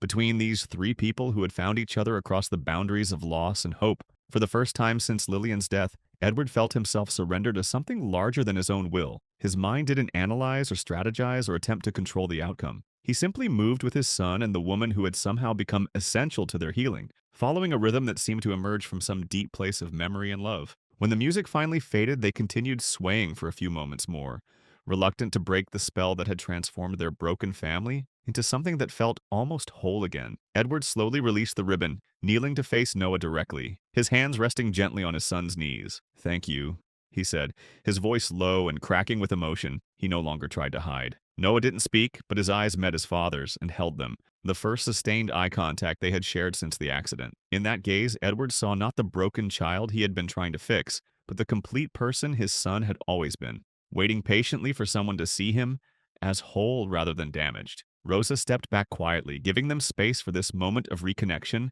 while carefully folding the ribbon that had facilitated their miracle. She didn't need to say anything or document what had happened, or call attention to the significance of what they had accomplished together. The dance itself was enough, proof that healing was possible when approached with patience, respect, and the radical belief that every person deserved to experience joy. Rosa had always known there were gaps in her family history, spaces where information should have been but wasn't, questions that her mother deflected with the gentle skill of someone who had practiced avoiding difficult truths. Growing up, Rosa had accepted these silences as part of the immigrant experience. Stories lost in translation, memories too painful to share, a past that belonged to another country and another life. But the charity gala in the penthouse ballroom changed everything. It was an annual event that Edward had maintained more out of obligation than enthusiasm, a gathering of donors and dignitaries who supported children's medical research. Rosa hadn't planned to attend. She had no reason to be there and even less desire to navigate the complex social dynamics of Manhattan's elite. But Carla had insisted she take a break from her work and spend a few minutes observing the evening's festivities. "It's for the children," Carla had said with a half-joking smile. "You qualify now." So Rosa had put on her simplest navy dress and positioned herself near the catering staff, content to watch from the margins as champagne glasses clinked and conversation flowed around topics she couldn't pretend to understand. The evening passed uneventfully until a prominent donor unveiled a large commemorative display, a black and white photograph from the early 1980s blown up and mounted in an elegant frame. The image showed Edward's father, Harold Grant, shaking hands with a young woman who appeared to be receiving some kind of recognition or award. She was slender and dark-skinned, with thick curls and high cheekbones that created a face of striking beauty and intelligence. Something about her expression, confident but reserved, pleased but slightly guarded, caught Rosa's attention and held it. Then Rosa read the small plaque beneath the photograph, and her world tilted on its axis. Harold Grant, 1983, Education Initiative, Brazil. Rosa's heart stopped. Her mother had been in Brazil in 1983, working as a translator for educational programs that brought American funding to underserved communities. She had spoken of those years often, of the man with pale blue eyes who had appreciated her work, who had treated her with respect, when others saw only another local employee who had possessed what she called important hands and dangerous kindness. But her mother had never mentioned the man's name. She had never explained why she returned to the United States pregnant and alone, or why she had always deflected Rosa's questions about her father with vague references to complications and different worlds that couldn't meet. Rosa stared at the photograph until her vision blurred, seeing in the young woman's face an older version of her own features, recognizing in her posture the same careful dignity that Rosa had inherited without understanding its source. The resemblance was too strong to be coincidental, too specific to be explained away by wishful thinking or imagination. She left the gala early, slipping away from the ballroom with her heart pounding and her mind racing through memories that suddenly carried new significance. Her mother's stories about the American businessmen who had changed her life, the way she had always spoken of the United States as if it were a place she had been meant to find, the sadness that would sometimes cross her face when Rosa asked about family, about connections, about the people they had left behind. That night, Rosa couldn't sleep. She sat by her window looking out at the city lights and trying to process the possibility that her employment in the Grant penthouse hadn't been coincidence, but some form of destiny. That she had been drawn to Noah and Edward not by chance, but by blood ties she had never known existed. The questions multiplied in her mind like ripples in still water. If Harold Grant was her father, then Edward was her half-brother. Noah was her nephew. The family she had been helping to heal was her own family, connected by secrets that had been buried for decades. But suspicion wasn't proof, and Rosa had learned early in life not to build hope on speculation. If she was going to pursue this possibility, she needed evidence, something concrete that could confirm or dismiss the growing certainty in her heart. She waited 3 days before returning to the storage room, using her cleaning duties as cover for a more thorough exploration of the penthouse's hidden history. She moved carefully through the boxes and cabinets, not searching randomly but following the same intuition that had led her to dance with Noah, the sense that important truths were waiting to be discovered by someone patient enough to look for them. It took almost an hour of careful searching before she found what she was looking for, a plain envelope tucked behind a row of encyclopedias that appeared to have been undisturbed for years. Her fingers went cold as she pulled it free and read the careful handwriting on the front. "For my other daughter." Rosa's hands trembled as she opened the envelope, her heart pounding so loudly she was afraid someone might hear it echoing through the storage room. Inside was a single folded sheet of paper and an official document that would change her understanding of everything. The birth certificate was simple and devastating. Rosa Miles, father listed as Harold James Grant. The dates, the location, the bureaucratic language that reduced a complex human story to a few typed lines. It was all there, undeniable proof of a connection she had never been told about. The letter was brief, written in the same handwriting as the envelope. "If you ever find this, I hope the timing is right. I hope your mother told you enough to find your way to this house. I'm sorry I wasn't brave enough to know you. I hope you found what you needed without me. But if you're here, then maybe something beautiful happened anyway." Rosa read the letter 3 times before the words fully penetrated her consciousness. Harold Grant had known about her existence. He had known and chosen not to be part of her life. But he had also hoped that somehow she would find her way to the family he couldn't give her directly. She didn't confront Edward immediately. The magnitude of the discovery needed time to settle, and she wanted to understand her own feelings before attempting to explain them to someone else. She continued her work in the penthouse for several more days, but everything felt different now. The spaces she cleaned, the people she interacted with, the quiet moments she shared with Noah all carried new weight and significance. Edward was her half-brother. The realization should have changed how she felt about their relationship, should have made their interactions more complicated or more meaningful. But what surprised Rosa was how little it changed the essential truth of what they had built together. She had come to care for Noah and Edward not because of any genetic connection, but because they were people who needed what she could offer. Blood relationship didn't diminish that care. It simply provided context for why the connection had felt so natural from the beginning. When she finally decided to share her discovery, Rosa chose to do it simply and directly, without drama or elaborate revelation. She found Edward in his study one evening, sitting with the letter from Lillian still visible on his desk, a glass of scotch untouched beside him. "I think you should see this," she said quietly, offering him the envelope she had found. Edward took it with the careful attention he had learned to give to anything Rosa brought him.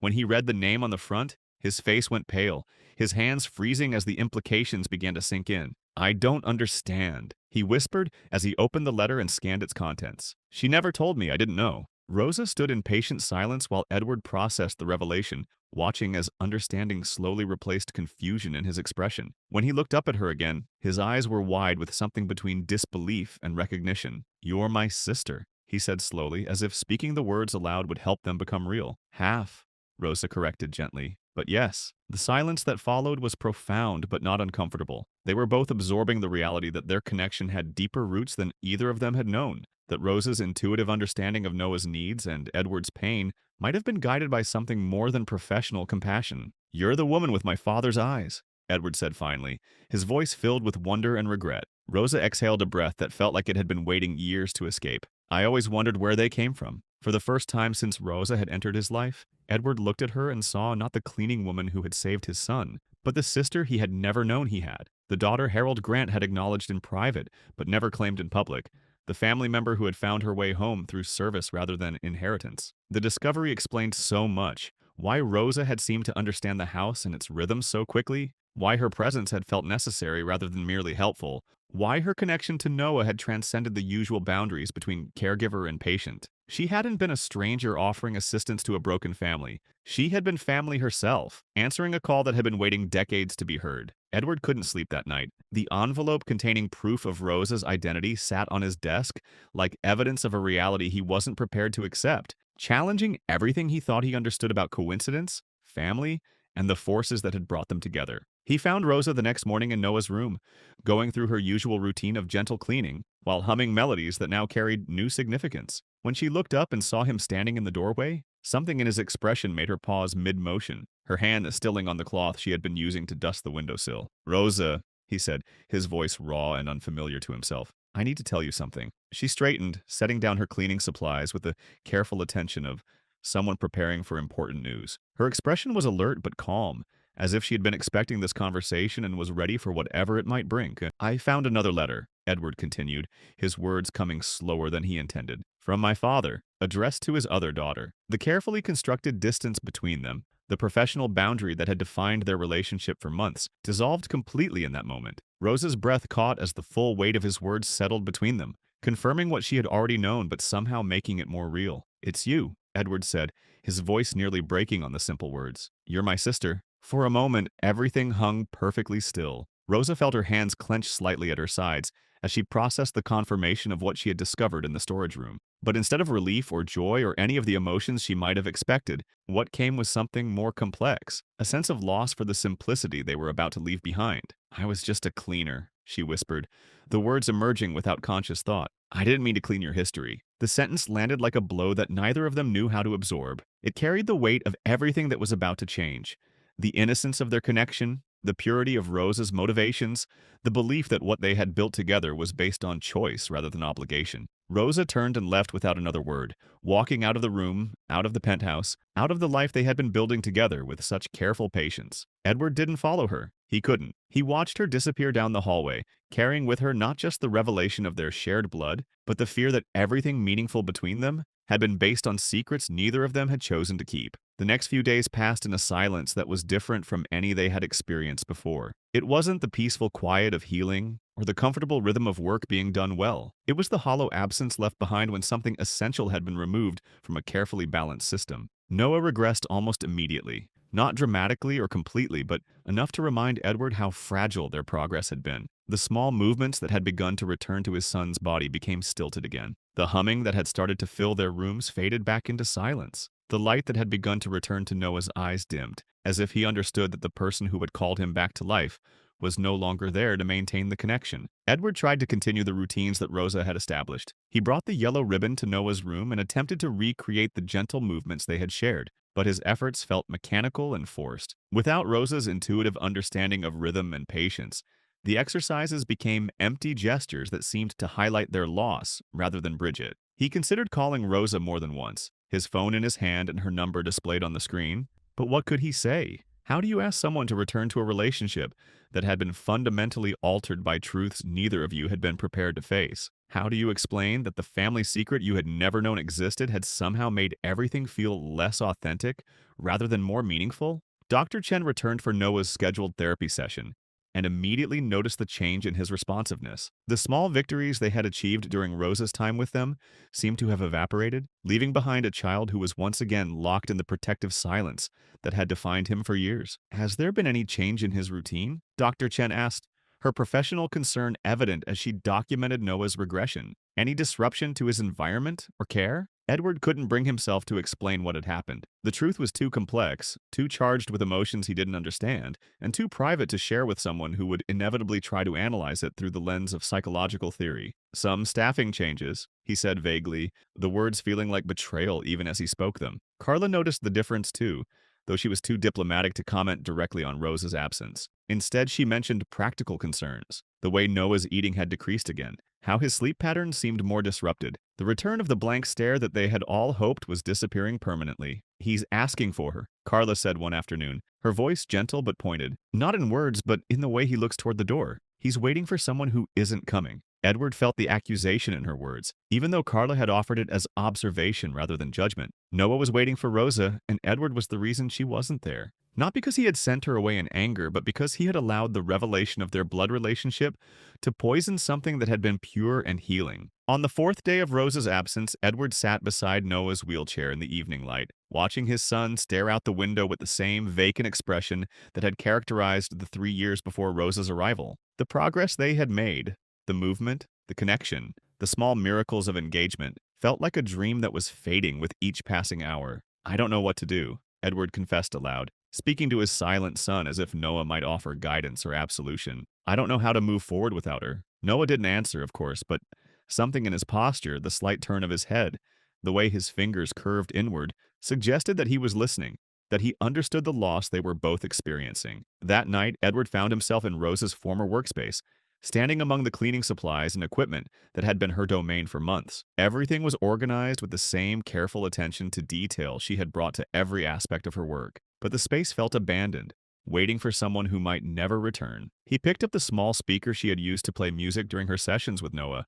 turning it over in his hands like an artifact from a civilization that had disappeared without explanation. The device held memories of melodies that had filled their home with life, rhythms that had called his son back from silence, and taught a grieving father how to dance again. Edward understood with the clarity that comes from loss that what Rosa had given them wasn't diminished by the revelation of their family connection. If anything, it was more remarkable. She had offered them healing, not because she was obligated to by blood or employment, but because she had seen need and chosen to respond to it with everything she had to give. The love she had shown Noah, the patience she had offered Edward, the quiet revolution she had brought to their lives, none of that became less meaningful because they shared a father. It became more precious, more rare, more worthy of protection and gratitude. But understanding that truth and knowing how to act on it were entirely different challenges. Edward had built his life around control and certainty, around the belief that relationships could be managed like business deals if you understood the terms and conditions clearly enough. The discovery that Rosa was his sister had shattered that illusion, revealing that the most important connections in life often developed in spite of our planning, rather than because of it. As he stood alone in the space that Rosa had made sacred through her presence, Edward realized that he had a choice to make. He could allow the complexity of their relationship to paralyze him, could hide behind the confusion and uncertainty that the revelation had created. Or he could do what Rosa had taught him through her example, approach the situation with honesty and humility, trusting that truth shared with love was always better than silence maintained out of fear. The question was whether Rosa would be willing to hear what he needed to say, and whether the family they had discovered was strong enough to survive the shock of its own existence. Rosa's absence stretched into its 5th day before Edward understood that waiting for the right words or the perfect moment was just another form of the paralysis that had governed his life since Lillian's death. Some conversations couldn't be planned or controlled. They could only be entered with courage and the hope that truth would find its own path to understanding. He found Rosa in the small garden behind her apartment building, sitting on a bench with a book in her lap that she clearly wasn't reading. The afternoon light caught the highlights in her dark hair, and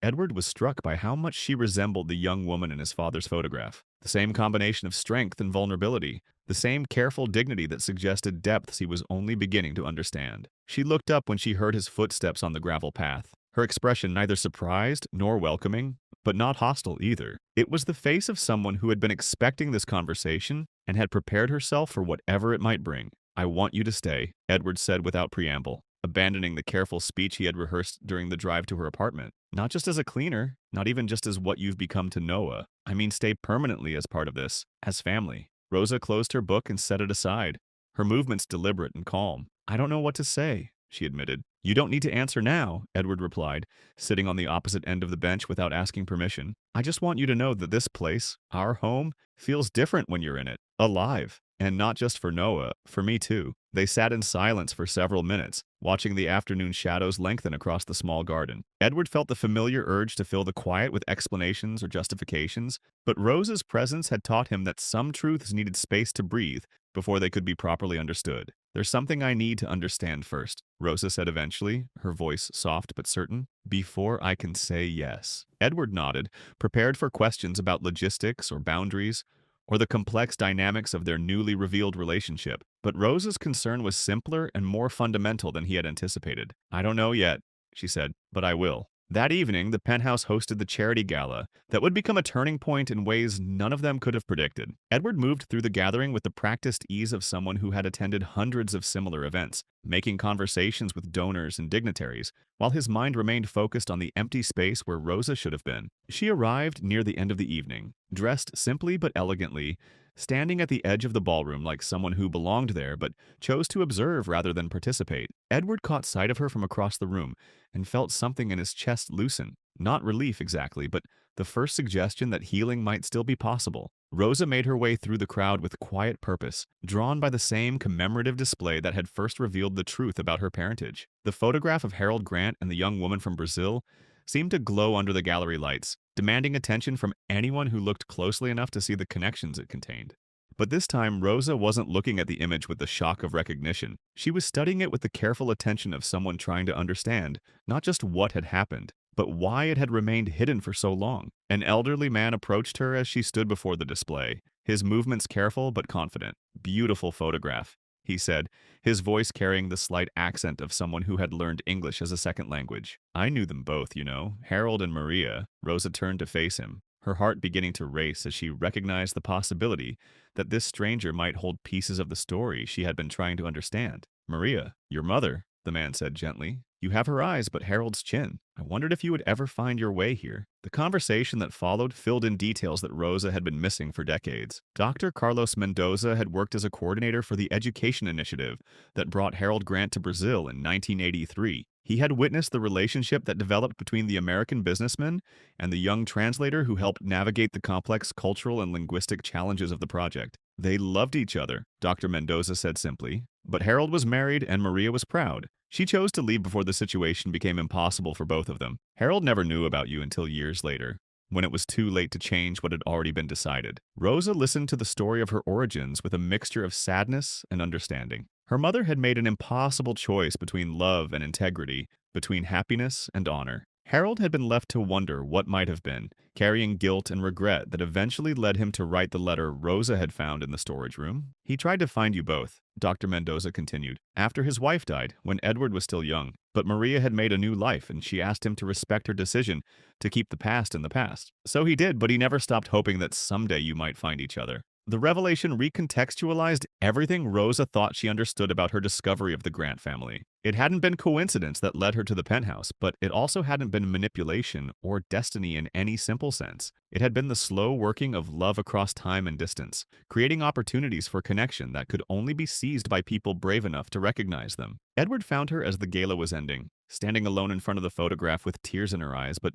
something that looked like peace in her expression. "Now I understand," she said without turning to face him. "I'm not here by accident, but I'm not here because of obligation either. I'm here because sometimes love finds a way to finish what it started, even when the people who began it can't see the ending." Edward moved to stand beside her, both of them looking at the image of their father and Rosa's mother, captured in a moment of professional collaboration that had contained so much more than either of them could acknowledge at the time. "Will you come home?" Edward asked quietly. Rosa turned to face him, her eyes clear and certain. "Yes," she said, "but not as your employee, not as a stranger who happened to help, as family. As someone who chooses to be here because this is where I belong." They left the gala together, riding the elevator to the penthouse in comfortable silence. When the doors opened to reveal the familiar expanse of marble and chrome that had become Rosa's workplace and Edward's prison, the space felt different. Not because anything physical had changed, but because the people entering it had been transformed by truth and choice, and the decision to build something new from the foundation of what they had already discovered together. Noah was awake when they entered his room, sitting in his wheelchair by the window as if he had been waiting for this moment.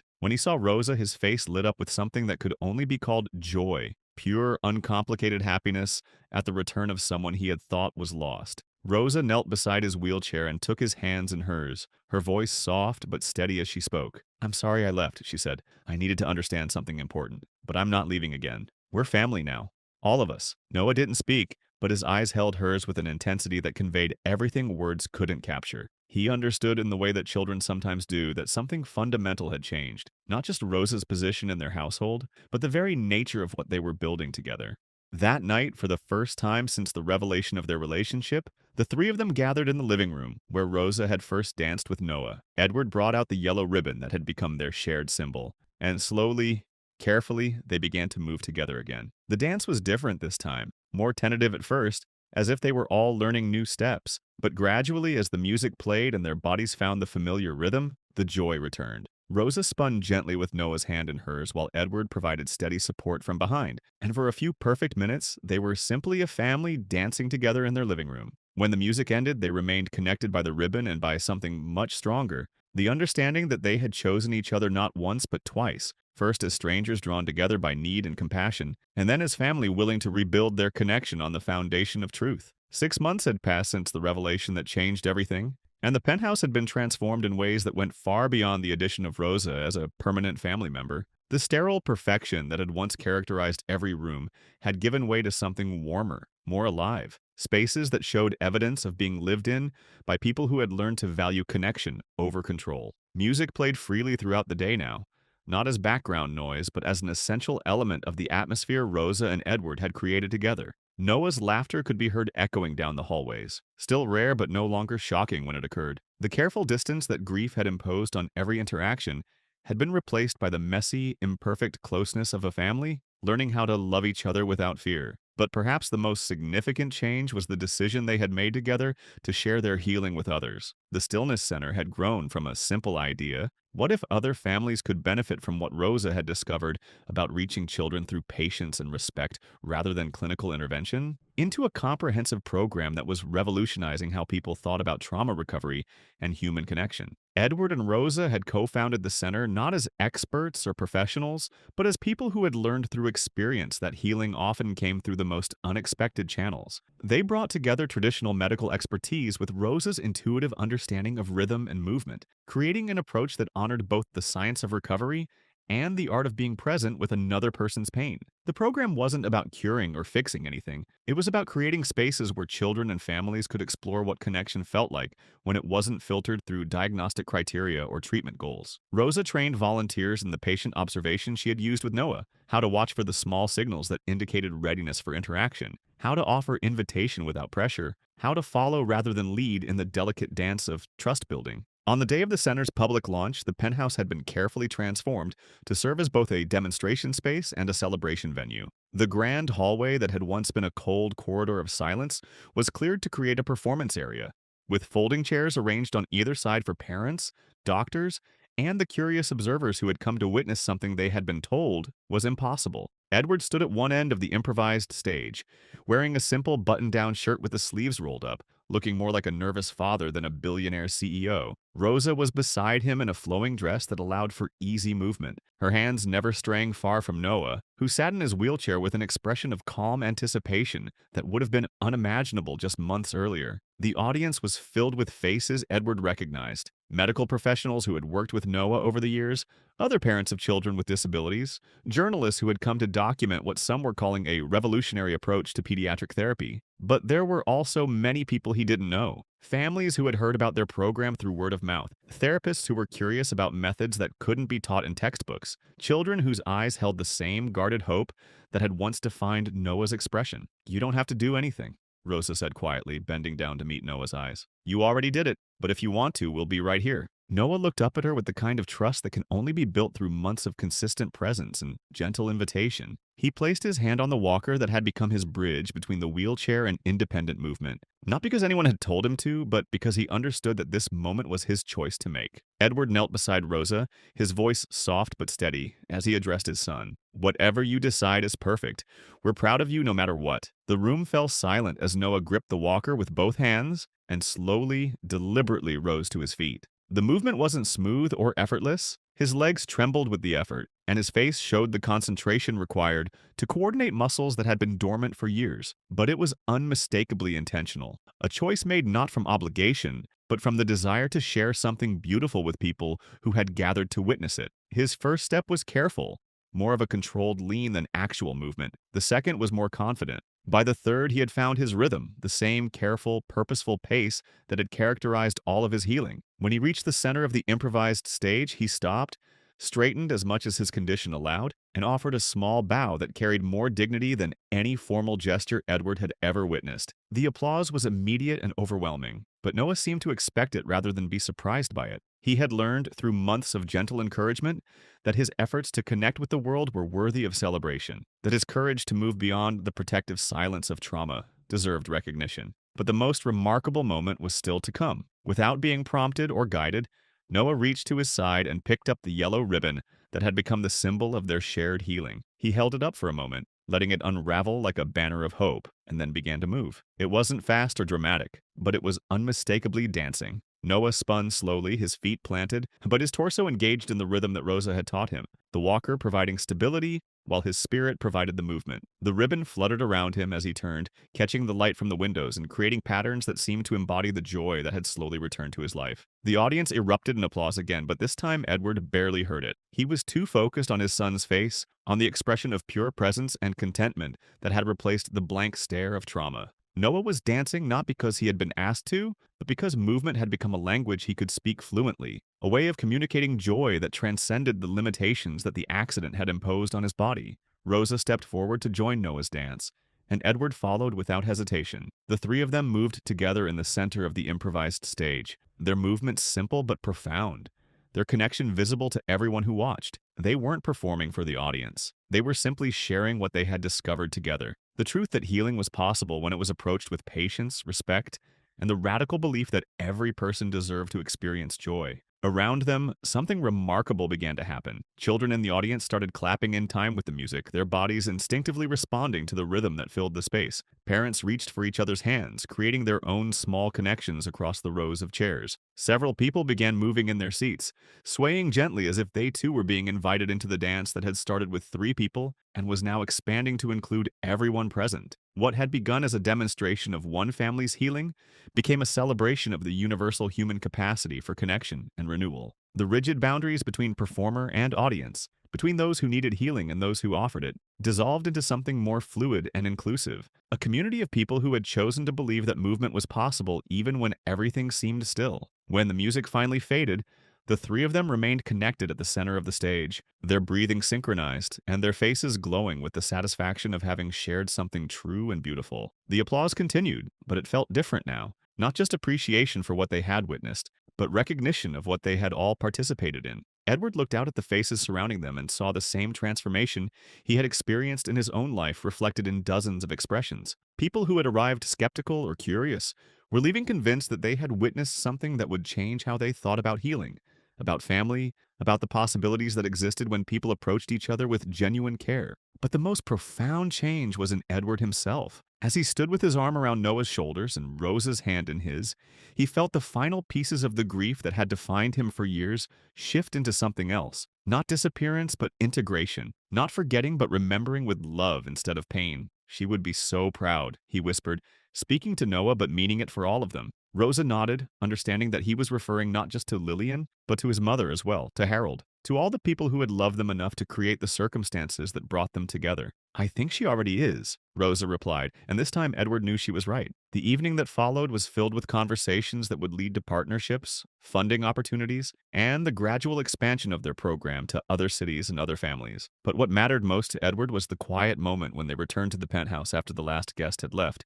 when the 3 of them sat together in the living room, where it had all begun, and simply appreciated the silence that no longer felt empty but full. Noah hummed softly as he settled into his wheelchair, the same melody that Rosa had first played months earlier. Edward found himself humming along, his voice joining with theirs in a harmony that wasn't perfect, but was perfectly theirs. And Rosa, listening to the 2 men she had learned to love as family, understood that they had created something that transcended the individual healing they had each needed. They had become proof that sometimes the most profound transformations happen not through grand gestures or expensive interventions, but through the simple decision to see another person as worthy of patience, respect, and unconditional love. 2 years later, the Stillness Center had expanded beyond anything Edward and Rosa had initially imagined. What began as a single program in a converted penthouse had grown into a network of centers across 3 countries, each one staffed by people who had learned that healing often came through the most unexpected channels. The methodology they had developed, if it could even be called methodology,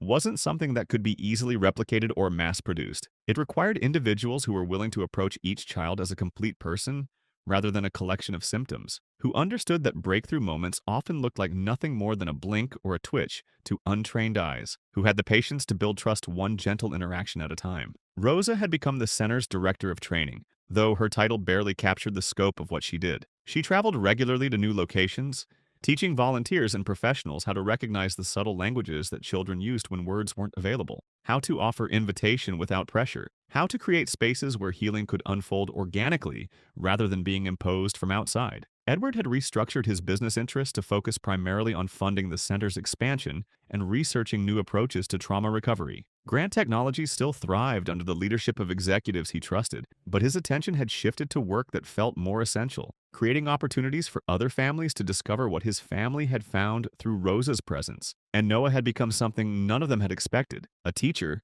not in any formal sense, but in the way that his story inspired other children and families to believe that change was possible even when all evidence suggested otherwise. He spoke now, though sparingly, and his words carried the weight of someone who had chosen silence and then chosen to break it. When he told other children that healing was worth the effort it required, they believed him in ways they might not believe adults who had never experienced their particular form of brokenness. On the second anniversary of the center's founding, they gathered once again in the penthouse living room where the first dance had taken place. The space looked different now, warmer, more lived in, filled with photographs and artwork created by children who had passed through their program. But the essential elements remained the same. The open floor where movement was always possible, the windows that let in light and music, the sense that this was a place where miracles could unfold quietly without fanfare or dramatic announcement. Noah, now 11, had grown taller and stronger, though he still used his wheelchair for longer distances and his walker for the careful steps that had become his signature form of dancing.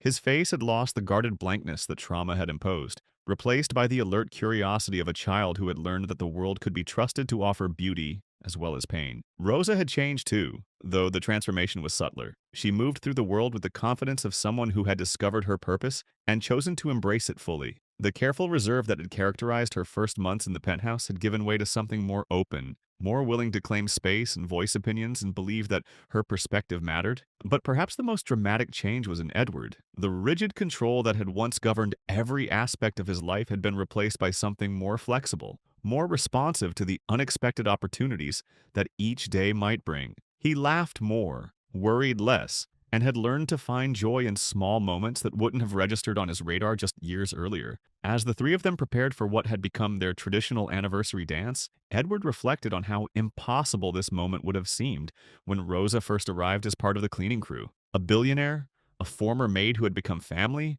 and a child who had been pronounced unreachable by some of the best medical minds in the world. Together, they had created something that couldn't be explained by psychology textbooks or business strategies. "Are you ready?" Rosa asked, offering the yellow ribbon that had become their shared symbol. Noah nodded, rising from his wheelchair with the practiced ease of someone who had learned to trust his body's ability to support him in moments that mattered. Edward took his position beside them, no longer self-conscious about the awkwardness of his movements or worried about maintaining the dignity that had once seemed so important. The music began, the same wordless melody that had started everything, now familiar as breathing, but still capable of creating magic when the right people moved to its rhythm. They danced slowly, carefully, each of them accommodating the other's limitations while contributing their own strengths to the shared movement. But this time, they weren't alone. Other families had joined them in the living room, children and parents who had found their own forms of healing through the center's program. Some moved in wheelchairs, others used walkers or canes, and several danced with no assistance other than the music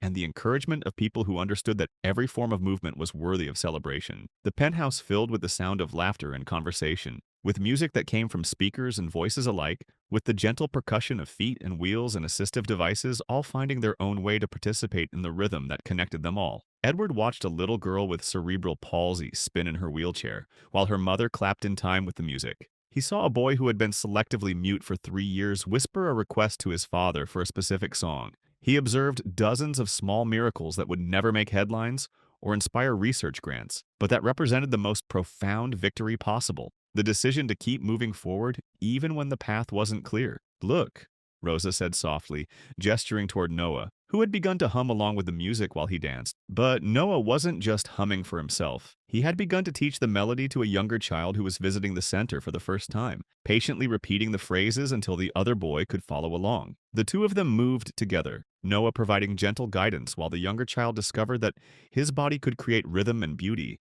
Despite the challenges that had brought him to seek help, Edward felt his throat tighten with emotion that no longer embarrassed him. This was what Lillian had meant when she wrote about teaching Noah to dance. Not the literal steps or movements, but the deeper understanding that joy was always possible, that connection could always be chosen, that healing happened not when problems were solved, but when people decided to love each other through the complexity of being human. The evening continued until well past the children's usual bedtimes. Families reluctant to leave a space where their struggles felt understood, and their progress, however small, was celebrated with genuine enthusiasm. But eventually the guests departed, leaving Rosa, Edward, and Noah alone in the living room that had become sacred to them. They sat together in the comfortable silence that had replaced the devastating quiet of earlier years, watching the city lights twinkle beyond the windows and listening to the gentle sounds of a home where people felt safe to be exactly who they were. "What do you think happens next?"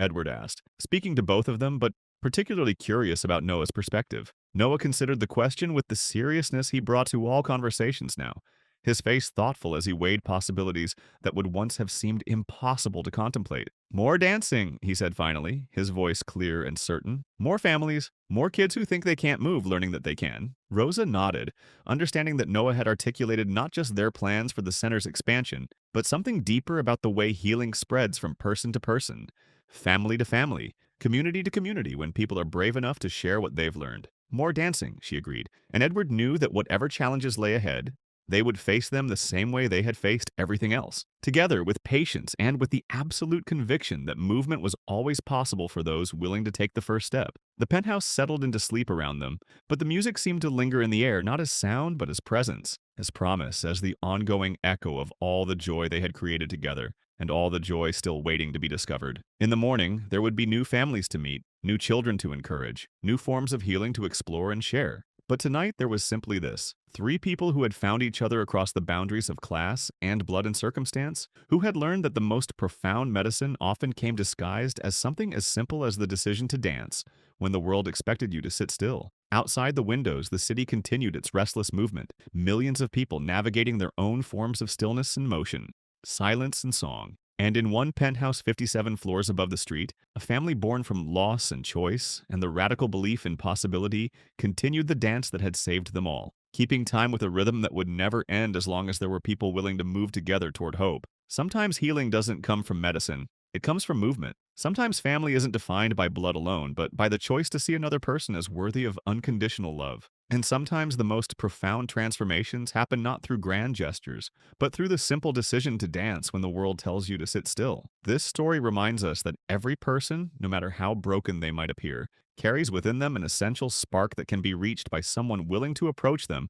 with patience, respect, and genuine care. The Stillness Center continues its work today, proof that miracles happen every day in the quiet spaces between one person reaching out and another choosing to respond. What began with a billionaire catching his maid dancing with his paralyzed son became a revolution in how we think about healing, family, and the unlimited power of human connection. Because in the end, we are all just people learning how to move together through the complicated dance of being alive. A homeless girl returned. A billionaire's lost wallet at what he did next shocked everyone. A homeless teenager found a wallet containing $50,000 in cash and cards that could access billions. But what she did next will shatter every assumption you have about human nature. This is the story of Luna Martinez, a 17-year-old living in cardboard boxes, who made a split-second decision that exposed the darkest secret of America's elite and accidentally triggered the largest act of generosity in modern history. What the billionaire did when she returned his wallet will leave you questioning everything you thought you knew about wealth, poverty, and the invisible threads that connect us all. But first, you need to understand just how desperate Luna's situation really was. The December wind cut through downtown Chicago like a serrated knife, turning every breath into visible proof of survival. Luna Martinez pressed herself deeper into the loading dock behind Millennium Tower, her entire worldly possessions crammed into a garbage bag that served as both pillow and shield against the concrete that had become her bed. At 17, Luna had the hollow-eyed look of someone who'd learned too early that the world's safety nets had holes large enough for entire human beings to fall through. Her clothes, 3 donated sweaters layered under a torn winter coat carried the permanent smell of the streets, exhaust fumes, desperation, and the particular staleness that comes from sleeping in places never meant for human habitation. She'd been homeless for 8 months, ever since aging out of the foster system with nothing but a bus ticket and a social worker's hollow promise that things would work out. Things, as it turned out, had not worked out. The youth shelter had a 6-month limit. The job at McDonald's disappeared when she had no address for tax forms. The community college dreams evaporated when she couldn't afford the application fees.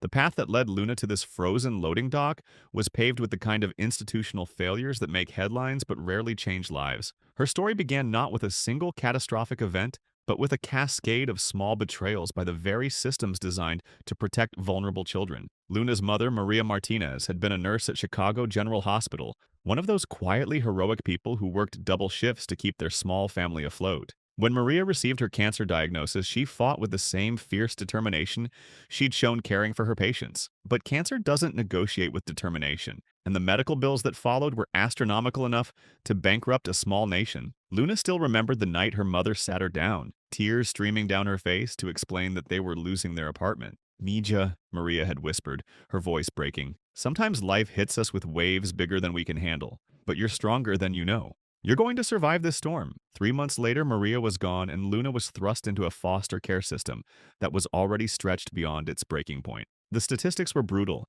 Every year, approximately 20,000 young people aged out of foster care in America, and within 4 years, half would be homeless, pregnant, or incarcerated. Luna was determined not to become another statistic, but determination, she learned, wasn't always enough. Her first foster family, the Johnsons, seemed promising.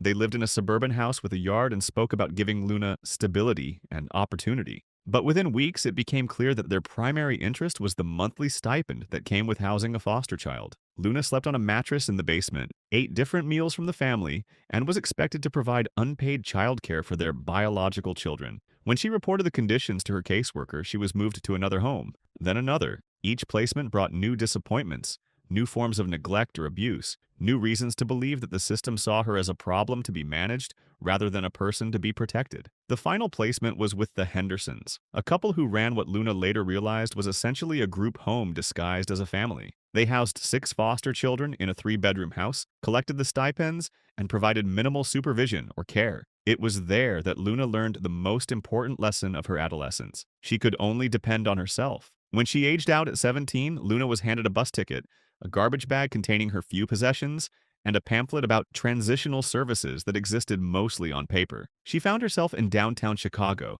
with $47 in cash and no idea how to navigate the adult world that had suddenly become her reality. The first month was a crash course in urban survival. Luna learned which library bathrooms had the best soap dispensers, which restaurants might give her leftover food at closing time, and which police officers would move her along gently versus which ones would confiscate her belongings. She discovered that being a homeless teenager made her simultaneously invisible and hypervisible, ignored by most adults, but constantly watched by those who might exploit her vulnerability. She managed to get the job at McDonald's by using the address of a 24-hour laundromat and having mail sent there. For 6 weeks, she was optimistic.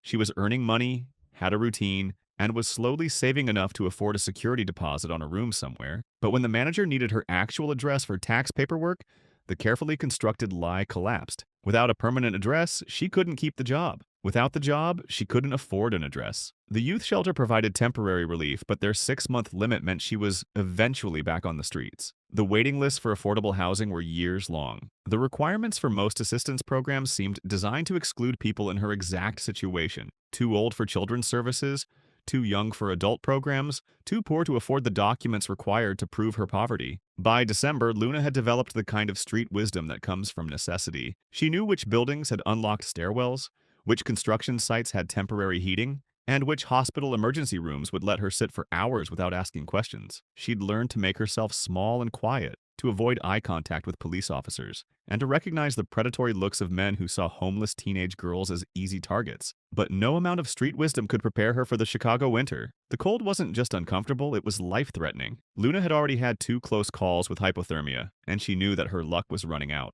The city's emergency shelters were overcrowded, with waiting lists that stretched around the block. The warming centers closed during the day, forcing people back onto the streets regardless of temperature. It was in this context, cold, hungry, and genuinely afraid she might not survive the winter, that Luna found herself pressing against the loading dock of Millennium Tower on December 23rd, counting the 347 in quarters and dimes that represented her entire fortune. Now, as snow began to fall like frozen tears from the Chicago sky, Luna faced the brutal mathematics of street survival. It was December 23rd, every shelter was full, and she had exactly 347 in quarters and dimes.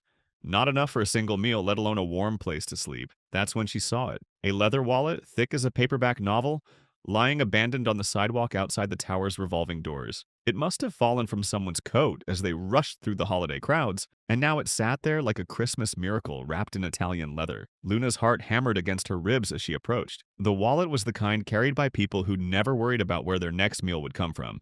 Soft burgundy leather that probably cost more than most people made in a week. The craftsmanship was exquisite, with hand-stitched seams and a subtle monogram that spoke of old-world luxury. When she opened it, the sight literally made her gasp. Cash, more cash than she'd ever seen in her life. $100 bills layered thick as autumn leaves, followed by credit cards that gleamed like platinum promises. Her hands trembling, Luna counted quickly. $50,000 in crisp hundreds, plus cards from banks she'd only seen in movies. American Express Centurion, JP Morgan Private Bank, Credit Suisse. But it was the driver's license that made her stomach drop to her toes. Marcus Blackstone, age 52, address 875, North Lakeshore Drive, Penthouse. Luna recognized that name. Everyone in Chicago did. Marcus Blackstone, the tech billionaire whose company had revolutionized renewable energy storage, whose net worth had recently crossed the $15 billion mark, according to Forbes. The man whose penthouse apartment was literally visible from where she now sat shivering. His company, Blackstone Energy Solutions, had developed the breakthrough battery technology that was transforming the electric vehicle industry and making renewable energy storage economically viable on a massive scale. Behind the license, she found something that made her hands shake even harder. A folded hospital bracelet with a child's name on it, Emma Blackstone, and a pharmacy receipt for pediatric cancer medication that cost $47,000 per dose. The receipt was from Children's Hospital of Philadelphia, dated just 3 days ago, with a note scrawled in desperate handwriting. Emma's treatment must have by Dec 26th. This wasn't just money. This was someone's lifeline. Luna stared at the cash that could change her life forever. $50,000 would mean an apartment, food, safety. It would mean never again falling asleep wondering if she'd freeze before morning. It would mean becoming human again instead of just another invisible ghost haunting Chicago's streets. She could buy a car, get an apartment, enroll in college, start the life she'd been dreaming about since she was old enough to understand that some people had futures while others just had survival. The voice in her head, the survival voice that had kept her alive for 8 brutal months, screamed at her to take it. Rich people have insurance, it whispered. He probably spends more than this on lunch. You need it more than he ever will. This is your chance. This is your ticket out of hell. But another voice, quieter but somehow stronger, echoed something her mother had told her before the cancer had stolen her away. Baby, when you're tempted to take what isn't yours, remember that your character is the only thing they can never take away from you. In this world, you'll face moments where doing the right thing costs you everything. Those are the moments that define who you really are. Luna closed her eyes, the wallet heavy in her hands like a physical manifestation of moral weight. Around her, Chicago hummed with holiday preparations, families hurrying home to warmth and love, office workers celebrating end-of-year bonuses, couples shopping for engagement rings. The city pulsed with the rhythm of lives that had structure, purpose, future, and here she sat, alone with a decision that would define who she was at her core. She thought about Emma Blackstone, a child she'd never met, who might be lying in a hospital bed somewhere fighting for her life. She thought about Marcus Blackstone, a man who could buy and sell entire companies, but who apparently carried cash for his daughter's treatment the same way Luna carried quarters for her next meal. Desperately, protectively, knowing that loss meant catastrophe. She thought about her mother working double shifts at the hospital, always helping others even when her own life was falling apart. Maria Martinez had died with almost nothing to her name, but she died with her integrity intact. Character, she'd always said, is what you do when no one is watching and you have everything to lose. The irony wasn't lost on Luna. Here she was, literally having everything to lose and no one was watching. She made her choice. Standing on legs that shook from cold and hunger, Luna approached the tower's security desk. The guard, a large man whose name tag read Roberto, looked up with the expression people reserved for the homeless, a mixture of suspicion and barely concealed disgust. His eyes swept over her matted hair, her layered clothing, her obvious desperation, and his jaw tightened. "Excuse me," Luna said, her voice cracking from disuse. "I found this outside. It belongs to Marcus Blackstone." Roberto's eyebrows shot up as he examined the wallet. His demeanor shifted immediately from dismissive to shocked. Where exactly did you find this? On the sidewalk by the main entrance. I think it fell out of someone's coat. The guard studied her with new interest, clearly struggling to reconcile the homeless teenager before him with someone returning a wallet full of cash. He opened it, his eyes widening at the sight of the money. Do you know how much is in here? $50,000. Luna said quietly. Roberto stared at her for a long moment. You could have just kept it, he said finally. No one would have known. But it's not mine, Luna replied simply, and someone needs it for something important. Roberto made a phone call, speaking in rapid, hushed tones. Luna caught fragments. Homeless girl. Returned Blackstone's wallet. $50,000 in cash. She's right here. Within minutes, the elevator chimed, and Luna found herself face to face with a woman in an expensive suit who introduced herself as Sarah Chen, Mr. Blackstone's personal assistant. You're the one who found Marcus's wallet? Sarah asked, her voice carrying the crisp efficiency of someone accustomed to managing crises. Her eyes, like Roberto's, swept over Luna's appearance with a mixture of surprise and something that might have been admiration. Luna nodded, holding out the wallet like it was radioactive. Sarah opened it, quickly verifying the contents. Everything's here, she murmured, then looked at Luna with something approaching wonder. Roberto told me that you're homeless. Heat flooded Luna's cheeks. The word always felt like a brand, marking her as different, as failed, as less than human. Yes, ma'am. And you returned a wallet with $50,000 in cash. Yes, ma'am. Sarah was quiet for a long moment, studying Luna's face as if trying to solve a puzzle. How long have you been on the streets? 8 months? And you've been surviving on whatever I can find. Sometimes people give me change. Sometimes restaurants have leftover food.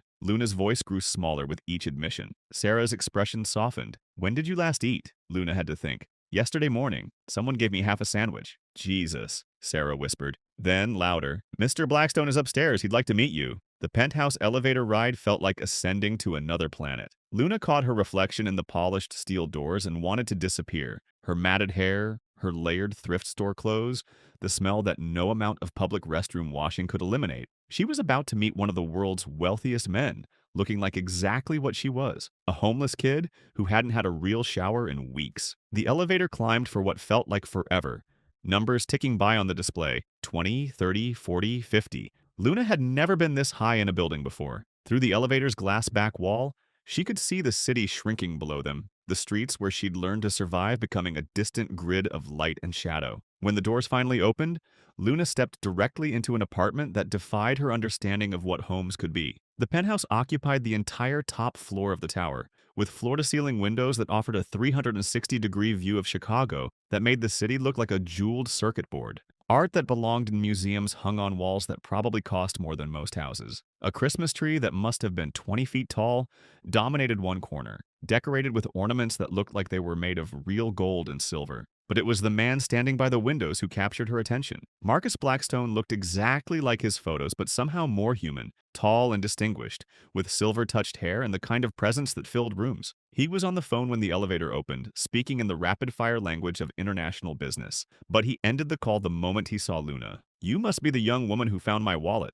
he said, approaching with his hand extended. His voice carried traces of an accent she couldn't place. Maybe European, refined, but warm. "I'm Marcus Blackstone." Luna shook his hand, acutely aware of how rough her own palm felt against his. "Yes, sir. I'm Luna Martinez. Please sit," Marcus said, gesturing to a couch that probably cost more than most cars. The leather was butter soft, and Luna sank into it with a sigh she couldn't suppress. "Can I get you something? Coffee? Hot chocolate? When did you last eat?" The kindness in his voice made Luna's throat tighten. "I'm fine, sir." "No, you're not," Marcus said gently. "Sarah, could you ask Maria to prepare something? Soup? Sandwiches, whatever she has ready." He turned back to Luna. "And while we're waiting, I'd like to hear your story." "My story?" Marcus sat across from her, his attention focused entirely on her face. "Luna, I need to ask you something, and I want you to be completely honest with me." Her heart rate spiked. "Okay. When you found that wallet, you knew there was enough money inside to change your life. You could have disappeared, started over anywhere in the country. No one would have found you. Why did you bring it back?" Luna was quiet for a moment, thinking about her mother, about the choices that define us when no one is watching. "Because it wasn't mine," she said finally, "and because I saw the hospital bracelet. Someone needs that money for something important." Marcus's expression shifted to something Luna couldn't read. "The hospital bracelet." "Yes, sir. And the prescription receipt for cancer medication. I lost my mom to cancer. I know how expensive treatment is." Something in Marcus's face cracked open. He walked to a framed photo on his desk, the same photo Luna had glimpsed in his wallet, and picked it up with hands that trembled slightly. "This is my daughter, Emma," he said quietly. "She's 8 years old. 6 months ago, she was diagnosed with a rare form of leukemia." Luna felt a spark of something she hadn't experienced in years: intellectual excitement. What about mentorship programs, like pairing homeless youth with people who've been through similar experiences? Tell me more about that idea. Well, most mentorship programs pair kids with successful adults who mean well but don't really understand. They give advice like, just work hard or stay positive, without understanding the daily reality of trying to survive on the streets. Luna's voice gained strength as she spoke. But what if we paired kids with people who had been homeless themselves? People who could say, "I know this is hard, and here's how I got through it." Marcus was writing notes as fast as he could. That's brilliant. Peer mentorship based on shared experience rather than traditional power dynamics. And what about micro-housing? Luna continued, ideas flowing faster now. "I've seen tiny house villages in some cities. They cost a fraction of traditional housing but give people privacy and dignity. You could create transitional communities where kids have their own space but also access to support services. Have you been thinking about these ideas for a while?" Luna paused, surprised by the question. "I guess I have. When you're living it, you can't help but think about how it could be better. You see all the ways the system fails, and you imagine what would actually help." "That's exactly what I want to harness," Marcus said. "Your insights, your ideas, your understanding of what actually works versus what sounds good in theory." Maria appeared again, this time carrying a small suitcase. "I packed some clothes for tonight," she said to Luna. "Basic things. Pajamas, toiletries, a change of clothes for tomorrow. We'll get you properly set up tomorrow." Luna stared at the suitcase, overwhelmed. "You packed clothes for me?" "Of course, Mika. You can't go to a hotel with just what you're wearing." The kindness was almost too much. Luna had grown so accustomed to being treated as a problem or a threat that simple human decency felt overwhelming. "There's something else," Marcus said. "I want you to meet Emma." Luna's heart skipped. "Really?" "She's back in Philadelphia right now, but she's coming to Chicago for Christmas. She specifically asked to meet the girl who found Daddy's wallet." Marcus smiled. "I told her about you, and she wants to thank you personally." "What did you tell her?" "The truth. That a very brave young woman found something that belonged to us and brought it back, even though keeping it would have helped her tremendously." Marcus paused. "She said she wants to be friends with you. Emma doesn't have many friends right now. The cancer treatment keeps her isolated from other kids." Luna felt tears starting again. "I'd love to meet her." "Good, because there's something I think you two might have in common. Emma is incredibly smart, but she's also incredibly empathetic. She worries about other kids in the hospital, asks me to donate to children's charities, wants to know how we can help people." Marcus smiled sadly. Cancer has aged her in some ways, made her think about things most 8-year-olds never consider. Like what? Like why some kids have families and others don't. Why some people have enough money for medicine and others don't. She asks very hard questions about fairness and justice. Marcus met Luna's eyes. "I think she'd learn a lot from talking to you, and I think you might learn something from her too." Luna nodded, unable to speak around the lump in her throat. "There's one more thing," Marcus said, his voice growing serious. "This job, this opportunity, is going to be hard work. You'll be dealing with traumatic stories, working with kids who are going through what you went through. You'll be in meetings with government officials and donors who might not immediately take you seriously because of your age or background." "I understand." "Do you? Because part of what I'm asking you to do is to be the public face of this issue, to share your story, to speak at conferences, to help educate people who've never experienced homelessness about what it's really like." Luna felt a flutter of anxiety. "Public speaking? Only when you're ready, and only as much as you're comfortable with. But yes, eventually I'd like you to help us educate others. Your story is powerful, and it could help change how people think about homeless youth." Luna thought about all the times she'd been made to feel ashamed of her situation, all the looks of disgust and fear she'd endured. The idea of standing up and owning her story instead of hiding from it was both terrifying and exhilarating. "What if people judge me? What if they think I'm just some trashy kid who got lucky?" "Then they'll be wrong," Marcus said firmly. "And part of your job will be helping them understand why they're wrong." He paused. "Luna, I've met presidents and CEOs and Nobel Prize winners. I've never met anyone who demonstrated the kind of moral courage you showed tonight. You have nothing to be ashamed of." Sarah reappeared in the penthouse. "The suite is ready at the Fairmont. I've arranged for a car to take Luna there whenever she's ready." Marcus looked at Luna. "Are you ready? Or do you have more questions?" Luna looked around the penthouse one more time, trying to process everything that had happened. 12 hours ago, she'd been counting quarters and preparing to spend another night on the streets. Now she was being offered a job, an apartment, a future she'd never dared to imagine. "I have one more question," she said. "What's that?" "When do I sign?" Marcus laughed, a warm, genuine sound that filled the room. "Right now, if you want to." He produced a pen, and Luna signed her name at the bottom of the contract, with hands that shook only slightly. When she was done, Marcus signed as well, then handed her a copy. "Welcome to the Blackstone Foundation, Luna Martinez, Director of Youth Advocacy and Program Development. Luna stared at the paper with her name on it, proof that this was really happening. "Thank you," she whispered. "Thank you for seeing, for believing." "Thank you," Marcus replied, "for showing me what integrity looks like, for reminding me why this work matters." As Luna prepared to leave for the hotel, Maria pressed a small bag into her hands. "Leftovers," she explained, "in case you get hungry later." The gesture was so maternal, so normal, that Luna almost broke down again. It had been nearly a year since anyone had worried about whether she'd eaten enough. On the elevator ride down, Sarah explained the logistics of the next few days. "Tomorrow we'll get you set up with everything you need. Sunday, we'll start your orientation. Monday, you begin work." She paused. "Luna, I want you to know something.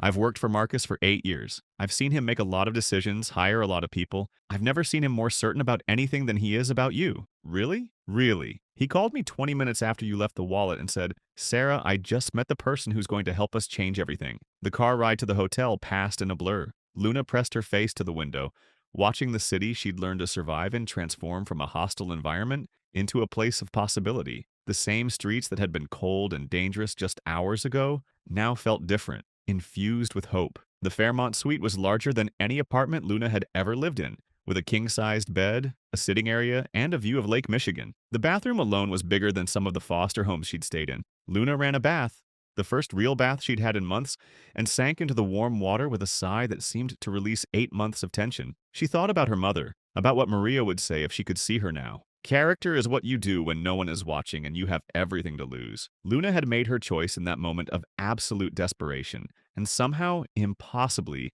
it had led her here, to this bathroom, this job, this future that stretched out before her like an uncharted continent. She thought about Emma Blackstone fighting for her life in a hospital bed and felt a surge of protective determination. She thought about all the other kids sleeping in loading docks and abandoned buildings tonight and made a silent promise to them and to herself. Tomorrow, the real work would begin. 3 months later, Luna stood in the renovated community center that had become the headquarters of the Blackstone Youth Initiative, watching a group of formerly homeless teenagers learn job skills that would change their lives forever. Her apartment, a real apartment with heat and a door that locked, was 5 blocks away. Her college courses were going well, and for the first time in her life, she had a savings account. But the moment that stayed with her wasn't any of those victories. It was the night she'd stood in the snow, holding a stranger's wallet, and chosen honesty over survival. The program had already helped 200 young people find stable housing and employment. Luna had testified before Congress about the failures of the foster care system. She'd been featured on the cover of Time magazine as one of their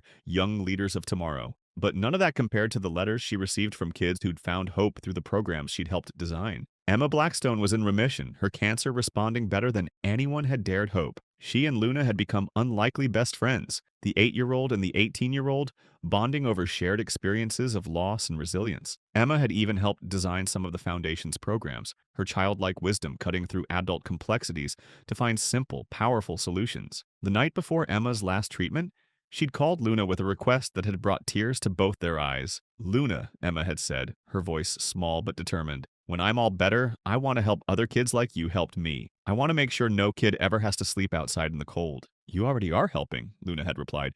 "Every day you're helping." The foundation had expanded beyond anyone's wildest expectations. What had started as a local Chicago initiative now operated in 37 cities across the United States and was being studied as a model by governments around the world. The key difference was that it was designed and led by people who had lived the experiences they were trying to address. Luna's office was filled with photos and letters from young people whose lives had been transformed. But her favorite was a simple note from a 17-year-old named David who had aged out of foster care in Detroit. "Dear Luna, I was sleeping in my car when I heard about your program. I thought it was too good to be true. 3 months later, I have an apartment, a job, and I'm starting college in the fall. But most importantly, I have hope again. You showed me that my story doesn't end with being homeless. It begins with what I choose to do next. Thank you for proving that integrity isn't a luxury. It's the foundation of everything worth building." That choice had saved a little girl's life. That choice had created a program that would help thousands of young people find their way out of homelessness. That choice had proven that character isn't built by circumstances.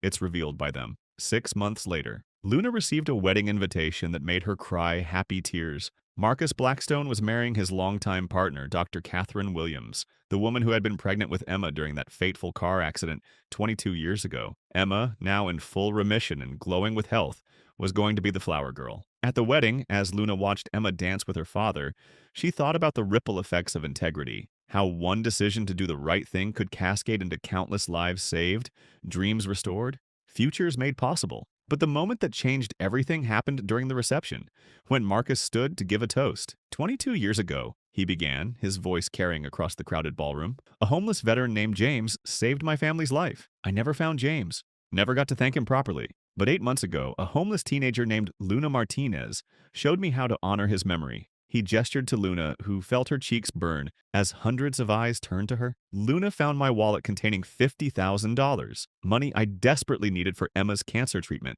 She was starving, freezing, had every reason to keep it. Instead, she brought it back because she saw a hospital bracelet and knew someone needed it more than she did. The room was completely silent now. That act of integrity didn't just save Emma's life. It sparked something bigger. The Blackstone Youth Initiative has now helped over 5,000 young people transition out of homelessness. We've changed policy in 37 cities. We've proven that when we see homeless youth as resources rather than problems, miracles happen. Marcus paused, his voice thick with emotion. But the real miracle is what Luna taught me that night. She showed me that heroism isn't about having money or power. It's about making the right choice when everything is pushing you toward the wrong one. She showed me that character isn't built by circumstances. It's revealed by them. He raised his glass. So tonight, I want to toast not just Catherine and Emma and our family's future, but Luna Martinez and the thousands of young people who refuse to let their circumstances define them. To James, wherever you are, and to the truth that sometimes returning what isn't yours is the only way to find what is. As the room erupted in applause, Luna felt a hand slip into hers. Emma was beside her, beaming with pride. "You know what I realized?" Emma whispered. "What's that?" "You didn't just save my life that night. You saved your own life too. You just didn't know it yet." Her mother had been right. Character was the one thing they could never take away from her. But what Luna learned that night was even more powerful. Character wasn't just something you kept. It was something you gave away, and in giving it away, you got back everything you'd ever truly needed. 1 year later, the moment that completed the circle happened on a snowy December evening. Exactly 1 year after Luna had found the wallet. She was leaving the community center when she saw a homeless teenager huddled in the same loading dock where she'd once slept. Without hesitation, Luna approached the girl and said the words that had once changed her life. "There's a warm place inside and people who want to help. Will you let me show you the way?" The girl looked up with hollow eyes that Luna recognized, the look of someone who'd given up on the world caring about her survival. "Why would you help me?" the girl asked. Luna smiled, thinking of a wallet full of cash, a little girl dancing at her father's wedding, and the infinite power of choosing hope over despair. "Because someone once helped me," she said simply, "and because that's what we do." The girl's name was Sarah, and she was 16, had aged out of care early due to overcrowding, and had been on the streets for 4 months. As Luna walked her into the warm community center, she felt the profound satisfaction of a cycle completing itself. That night, as Luna helped Sarah fill out intake forms and connect with housing services, she realized something profound. Her story hadn't ended with that moment of choice in the snow. It had begun there. Every life she helped transform was another thread in a tapestry that had started with one simple decision: to do the right thing when everything was pushing her toward the wrong thing. 6 months later, Sarah would become the second director of youth advocacy at the Blackstone Foundation's Detroit branch, her own lived experience informing programs that would help hundreds more young people. The cycle continued, integrity begetting integrity, hope creating hope, character revealing itself in the most desperate moments, and transforming not just individual lives but entire communities. Sometimes the smallest acts of honesty create the largest waves of change, and sometimes returning what isn't yours is the only way to find what is. In the end, Luna's mother had been right about character being the one thing that could never be taken away. But what Maria Martinez couldn't have known, what no one could have predicted, was that giving away your character when it cost you everything is how you discover that you never truly lose it. You just invest it in a future bigger than you ever dared to imagine. The end. Like the air had been sucked from the room. That medication you saw on the receipt, it's experimental, not covered by insurance. It costs $47,000 per dose, and she needs it every 2 weeks. Marcus's voice grew thick. That wallet contained exactly enough cash for her next treatment, plus a little extra for whatever might come next. "Oh my God," Luna whispered. "The treatment has to be paid for in cash, in advance. The pharmaceutical company doesn't accept insurance or payment plans for experimental drugs. If you had kept that money, my daughter might have—" Marcus stopped, unable to finish the sentence. He set the photo down and looked at Luna with eyes bright with unshed tears. "You didn't just return a wallet, Luna. You may have saved my daughter's life." The weight of what she'd almost done, what she could have stolen without knowing, hit Luna like a physical blow. "I didn't know," she gasped. I'm so sorry. I didn't know how important. Don't apologize, Marcus said firmly. You made the right choice without knowing the consequences. That's the definition of true character. He paused, studying her face. Tell me about your mother. Luna's throat constricted. Nobody ever asked about her mother anymore. She was a nurse at Chicago General. She used to say that healing people was her calling, that she couldn't imagine doing anything else. The words came slowly at first, then faster. When she got sick, she kept working as long as she could. Even when the chemo made her so tired she could barely stand, she'd drag herself to the hospital because she said her patients needed her. What kind of cancer?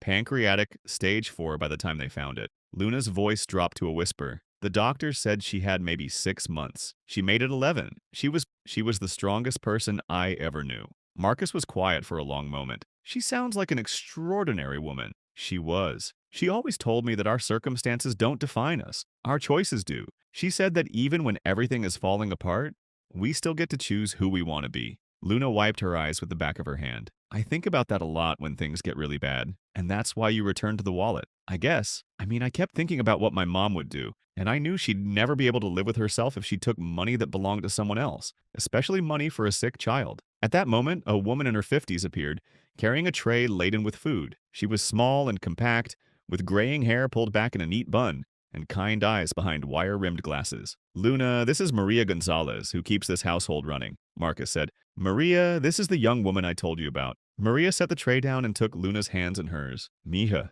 she said softly. When Mr. Marcus told me what you did, I started crying. You are a very special girl. The tray contained more food than Luna had seen in months. Homemade chicken soup that smelled like heaven, thick sandwiches cut into triangles, fresh fruit, cookies that were still warm from the oven. Luna's stomach growled so loudly that everyone could hear it. Please eat, Marcus said. We can talk while you have something. Luna picked up the soup spoon with shaking hands. The first sip was like a religious experience, rich, warm, seasoned with love and care. She had to force herself to eat slowly, to not wolf down everything on the tray like the starving person she was. Luna, Marcus said gently, I want to understand your situation better. You said you aged out of foster care 8 months ago? Luna nodded, swallowing a bite of sandwich. On my 18th birthday. Well, technically 3 days after, but close enough. And since then, you've been on the streets? Mostly, I was in a youth shelter for a while, but they have time limits. I had a job for a few weeks, but she explained about the address requirements, the impossible catch-22 of needing a home to get work, and needing work to get a home. Marcus listened intently, occasionally asking clarifying questions. Luna found herself telling him things she'd never told anyone,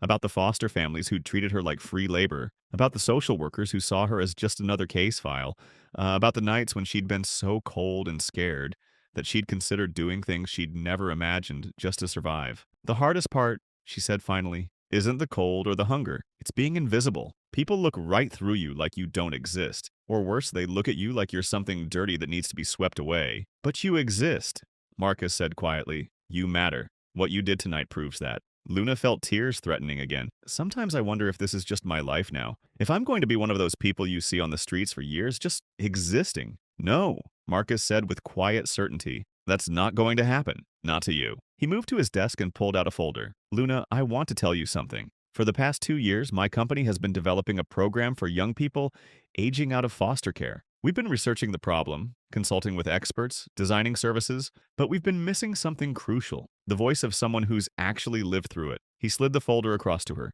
I'd like to offer you a position with our foundation, Director of Youth Advocacy and Program Development. Your job would be to help us design and implement programs that actually work, because you'd know what these kids really need. Luna opened the folder with trembling hands. The first page showed a salary figure that made her gasp. $75,000 per year, more money than she'd dreamed of earning in her entire life. But I don't have any experience, she whispered. I don't have a college degree or qualifications, or you have something more valuable than all of that, Marcus interrupted. You have lived experience, moral courage, and the empathy that comes from real suffering. You understand these kids in a way that no consultant or social worker ever could. He leaned forward, his expression intense. Luna, I don't need another expert who can write reports about youth homelessness. I need someone who can look at scared kids and show them that integrity isn't a luxury. It's the foundation of everything worth building. I need someone who can prove that character matters more than circumstances. Luna stared at the papers through her tears. The package included not just the salary, but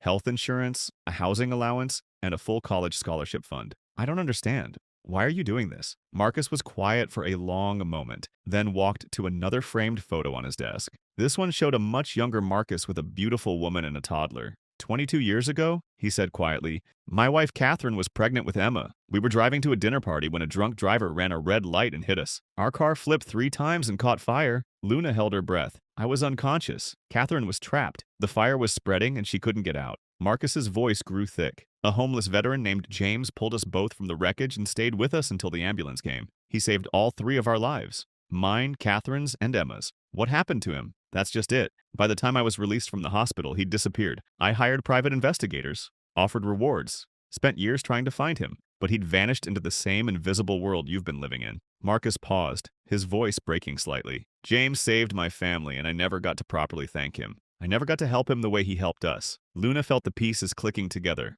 And tonight you showed me what James might have been like. You showed me that heroism isn't about having money or power or status. It's about making the right choice when everything is pushing you toward the wrong one. Marcus met her eyes. I can't repay James for what he did, but I can honor his memory by helping you, by creating something that ensures no other kid has to choose between survival and integrity the way you did tonight. Luna wiped her eyes with the napkin Maria had provided. What would I actually do? I mean, day to day. First, you'd work with our team to design housing programs that actually meet young people where they are. Most transitional housing programs fail because they're designed by people who've never been homeless. They have rules and requirements that sound reasonable in a conference room, but are impossible in real life. Marcus began pacing, his energy building as he spoke. You'd help us create job training programs that don't just teach skills, but teach them to kids who might not have reliable transportation, or professional clothes, or stable housing. You'd work with colleges to develop pathways for students who don't fit the traditional mold. But most importantly, he continued,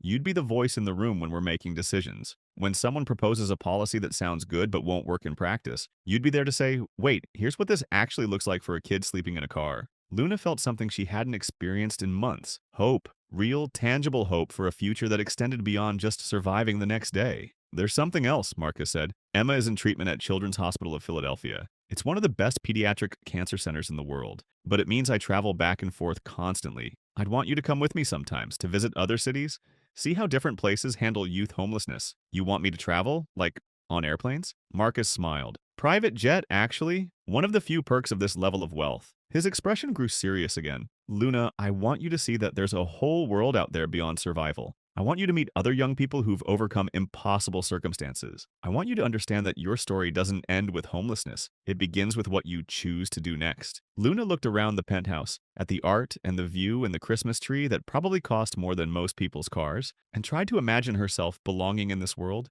It seemed impossible, like trying to picture herself on the moon. I'm scared, she admitted. What if I'm not smart enough? What if I mess up? What if people find out I don't really belong here? Belong here? Marcus sat back down across from her. Luna, you just demonstrated more moral courage than most people show in their entire lives. You're exactly the kind of person who belongs here. He paused. And as for being smart enough, did you know that some of the most successful people I know never finished high school? Intelligence isn't about degrees or test scores. It's about curiosity, empathy, and the ability to learn. You have all of that in abundance. Maria had quietly returned and was refilling Luna's cup with hot chocolate. Mr. Marcus is right, she said softly. I have worked for many wealthy families. Most of them are good people, but they live in bubbles. They don't understand how the world works for people like us. You would help them see. And the college part?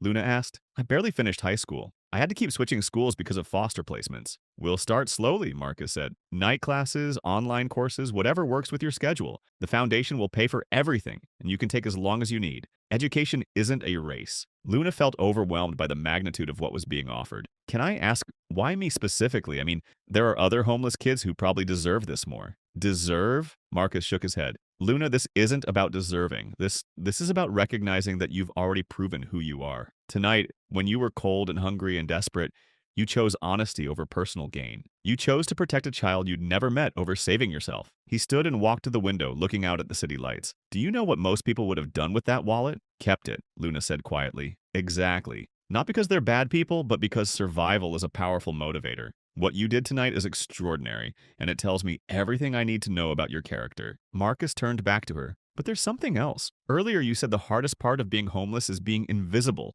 I want to change that. I want to create programs that see homeless young people as resources rather than problems. I want to build something that recognizes that you don't need to be saved. You need to be supported in saving yourselves. Luna felt tears starting again. This is really real? This isn't some kind of test or dream? It's real, Marcus said gently. But I need you to know that this isn't charity. This is a job offer. I'm not offering to help you out of pity. I'm offering you this position because I believe you're the right person for it, because my foundation needs what you have to offer." Luna stared at the contract, the numbers and words blurring through her tears. "What happens next? I mean, if I say yes? First, we get you set up with temporary housing. There's a corporate apartment downtown that we use for visiting executives. You can stay there while we find you something permanent." Marcus pulled out his phone. "Sarah, could you call the Fairmont and book the executive suite for indefinitely?" "Yes, I know it's expensive. Yes, I'm sure." He hung up and smiled at Luna's shocked expression. "Tomorrow, we'll take you shopping for professional clothes, get you a phone, open bank accounts. Monday, you start work. We'll begin slowly.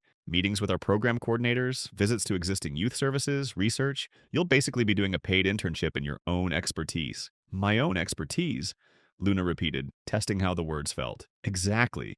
You're the expert on what it's like to be a teenager with no safety net. That's incredibly valuable knowledge." Marcus sat back down. "Luna, I want to tell you about something I learned from James, the man who saved my family." "What did you learn?" "James could have just called 911 and left. The fire department would have eventually gotten to us. But he didn't. He stayed. He held Catherine's hand while she was trapped, told her jokes to keep her calm, promised her that everything would be okay. Even after the ambulance came, he stayed until he knew we were safe." Marcus's voice grew soft. "Later, the paramedics told me that James had burns on his hands and arms from pulling us out of the car. He never mentioned it, never complained. He just cared for strangers because it was the right thing to do. He sounds like an incredible person." "He was. And that's what I see in you. You didn't just return the wallet. You could have mailed it or dropped it at a police station. But you brought it back personally because you were worried about Emma, about whether she'd get her medication in time." Luna thought about that moment in the snow, the weight of the wallet in her hands, the image of a sick child that had driven her decision. "I kept thinking about how scared her parents must be." "Exactly. Empathy in action. That's what James showed us, and that's what you showed me tonight." Marcus leaned forward. "I want to tell you something else. This foundation we're creating, it's not going to be just another charity that throws money at problems. It's going to be different because you're going to help design it." "How?" "We're going to start by listening. Really listening. Not just to service providers and government officials, but to the young people themselves. You're going to help us conduct interviews, focus groups, surveys. We're going to find out what kids actually need, not what we think they need." Marcus pulled out another folder. "I've been researching this issue for 2 years, and the statistics are heartbreaking. Did you know that 40% of homeless youth have been in foster care? That LGBTQ+ youth make up 40% of the homeless youth population, despite being only 7% of the general youth population?" Luna nodded. "I know kids from both groups. The system isn't set up for anyone who doesn't fit a narrow definition of normal." "Exactly. And most programs fail because they're designed by people who've never experienced homelessness. They create rules that sound reasonable but are impossible to follow if you're actually living on the streets. Like requiring a permanent address to get services," Luna said bitterly, "or having meetings during business hours when you're trying to work,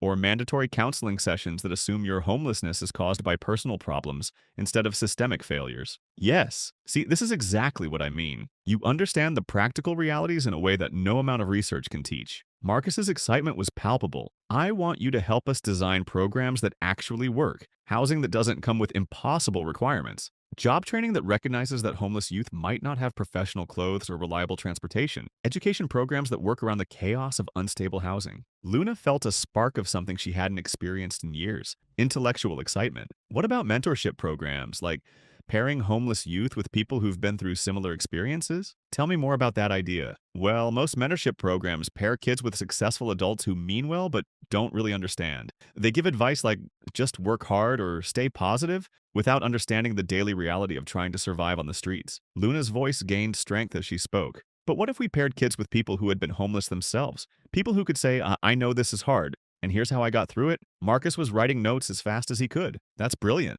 Peer mentorship based on shared experience rather than traditional power dynamics." "And what about microhousing?" Luna continued. "Ideas flowing faster now. I've seen tiny house villages in some cities. They cost a fraction of traditional housing, but give people privacy and dignity. You could create transitional communities where kids have their own space, but also access to support services." "Have you been thinking about these ideas for a while?" Luna paused, surprised by the question. "I guess I have. When you're living it, you can't help but think about how it could be better. You see all the ways the system fails, and you imagine what would actually help." "That's exactly what I want to harness," Marcus said. "Your insights, your ideas, your understanding of what actually works versus what sounds good in theory." Maria appeared again, this time carrying a small suitcase. "I packed some clothes for tonight," she said to Luna. "Basic things. Pajamas, toiletries, a change of clothes for tomorrow. We'll get you properly set up tomorrow. Luna stared at the suitcase, overwhelmed. You packed clothes for me? Of course, mija. You can't go to a hotel with just what you're wearing. The kindness was almost too much. Luna had grown so accustomed to being treated as a problem or a threat that simple human decency felt overwhelming. There's something else, Marcus said. I want you to meet Emma. Luna's heart skipped. Really? She's back in Philadelphia right now, but she's coming to Chicago for Christmas. She specifically asked to meet the girl who found Daddy's wallet. Marcus smiled. I told her about you and she wants to thank you personally. What did you tell her? The truth, that a very brave young woman found something that belonged to us and brought it back. Even though keeping it would have helped her tremendously, Marcus paused. She said she wants to be friends with you. Emma doesn't have many friends right now. The cancer treatment keeps her isolated from other kids. Luna felt tears starting again. I'd love to meet her. Good, because there's something I think you two might have in common. Emma is incredibly smart, but she's also incredibly empathetic. She worries about other kids in the hospital, asks me to donate to children's charities, wants to know how we can help people. Marcus smiled sadly. Cancer has aged her in some ways, made her think about things most 8-year-olds never consider. Like what? Like why some kids have families and others don't. Why some people have enough money for medicine and others don't. She asked very hard questions about fairness and justice. Marcus met Luna's eyes. I think she'd learn a lot from talking to you, and I think you might learn something from her too. Luna nodded, unable to speak around the lump in her throat. There's one more thing, Marcus said, his voice growing serious. This job, this opportunity, it's going to be hard work. You'll be dealing with traumatic stories, working with kids who are going through what you went through. You'll be in meetings with government officials and donors who might not immediately take you seriously because of your age or background. I understand. Do you? Because part of what I'm asking you to do is to be the public face of this issue, to share your story, to speak at conferences, to help educate people who've never experienced homelessness about what it's really like. Luna felt a flutter of anxiety. Public speaking? Only when you're ready, and only as much as you're comfortable with. But yes, eventually, I'd like you to help us educate others. Your story is powerful, and it could help change how people think about homeless youth. Luna thought about all the times she'd been made to feel ashamed of her situation, all the looks of disgust and fear she'd endured. The idea of standing up and owning her story instead of hiding from it was both terrifying and exhilarating. What if people judge me? What if they think I'm just some trashy kid who got lucky? Then they'll be wrong, Marcus said firmly. And part of your job will be helping them understand why they're wrong. He paused. Luna, I've met presidents and CEOs and Nobel Prize winners. I've never met anyone who demonstrated the kind of moral courage you showed tonight. You have nothing to be ashamed of. Sarah reappeared in the penthouse. The suite is ready at the Fairmont. I've arranged for a car to take Luna there whenever she's ready. Marcus looked at Luna. Are you ready, or do you have more questions? Luna looked around the penthouse one more time, trying to process everything that had happened. 12 hours ago, she'd been counting quarters and preparing to spend another night on the streets. Now she was being offered a job, an apartment, a future she'd never dared to imagine. I have one more question, she said. What's that? When do I sign? Marcus laughed, a warm, genuine sound that filled the room. Right now, if you want to. He produced a pen, and Luna signed her name at the bottom of the contract, with hands that shook only slightly. When she was done, Marcus signed as well, then handed her a copy. Welcome to the Blackstone Foundation, Luna Martinez, Director of Youth Advocacy and Program Development. Luna stared at the paper with her name on it, proof that this was really happening. Thank you, she whispered. Thank you for seeing it, for believing. Thank you, Marcus replied, for showing me what integrity looks like, for reminding me why this work matters. As Luna prepared to leave for the hotel, Maria pressed a small bag into her hands. Leftovers, she explained, in case you get hungry later. The gesture was so maternal, so normal, that Luna almost broke down again. It had been nearly a year since anyone had worried about whether she'd eaten enough. On the elevator ride down, Sarah explained the logistics of the next few days. Tomorrow, we'll get you set up with everything you need. Sunday, we'll start your orientation. Monday, you begin work. She paused. Luna, I want you to know something. I've worked for Marcus for 8 years. I've seen him make a lot of decisions, hire a lot of people. I've never seen him more certain about anything than he is about you. Really? Really. He called me 20 minutes after you left the wallet and said, Sarah, I just met the person who's going to help us change everything. The car ride to the hotel passed in a blur. Luna pressed her face to the window, watching the city she'd learned to survive and transform from a hostile environment into a place of possibility. The same streets that had been cold and dangerous just hours ago now felt different, infused with hope. The Fairmont suite was larger than any apartment Luna had ever lived in, with a king-sized bed, a sitting area, and a view of Lake Michigan. The bathroom alone was bigger than some of the foster homes she'd stayed in. Luna ran a bath, the first real bath she'd had in months, and sank into the warm water with a sigh that seemed to release 8 months of tension. She thought about her mother, about what Maria would say if she could see her now. Character is what you do when no one is watching, and you have everything to lose. Luna had made her choice in that moment of absolute desperation, and somehow, impossibly, it had led her here. To this bathroom, this job, this future that stretched out before her like an uncharted continent. She thought about Emma Blackstone fighting for her life in a hospital bed and felt a surge of protective determination. She thought about all the other kids sleeping in loading docks and abandoned buildings tonight and made a silent promise to them and to herself. Tomorrow the real work would begin, and distinguished, with silver-touched hair and the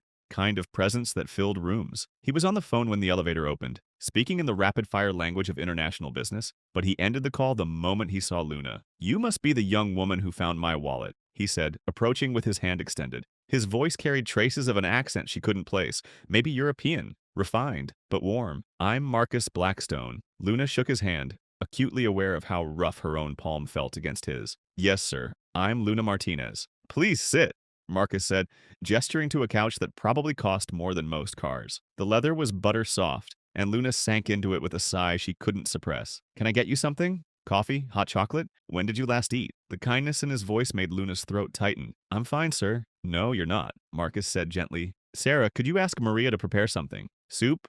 Sandwiches? Whatever she has ready." He turned back to Luna. "And while we're waiting, I'd like to hear your story." "My story?" Marcus sat across from her, his attention focused entirely on her face. "Luna, I need to ask you something, and I want you to be completely honest with me." Her heart rate spiked. "Okay. When you found that wallet, you knew there was enough money inside to change your life. You could have disappeared, started over anywhere in the country. No one would have found you. Why did you bring it back?" Luna was quiet for a moment, thinking about her mother, about the choices that define us when no one is watching. "Because it wasn't mine," she said finally. "And because I saw the hospital bracelet. Someone needs that money for something important." Marcus's expression shifted to something Luna couldn't read. "The hospital bracelet. Yes, sir. And the prescription receipt for cancer medication. I lost my mom to cancer. I know how expensive treatment is." Something in Marcus's face cracked open. He walked to a framed photo on his desk, the same photo Luna had glimpsed in his wallet, and picked it up with hands that trembled slightly. "This is my daughter, Emma," he said quietly. "She's 8 years old.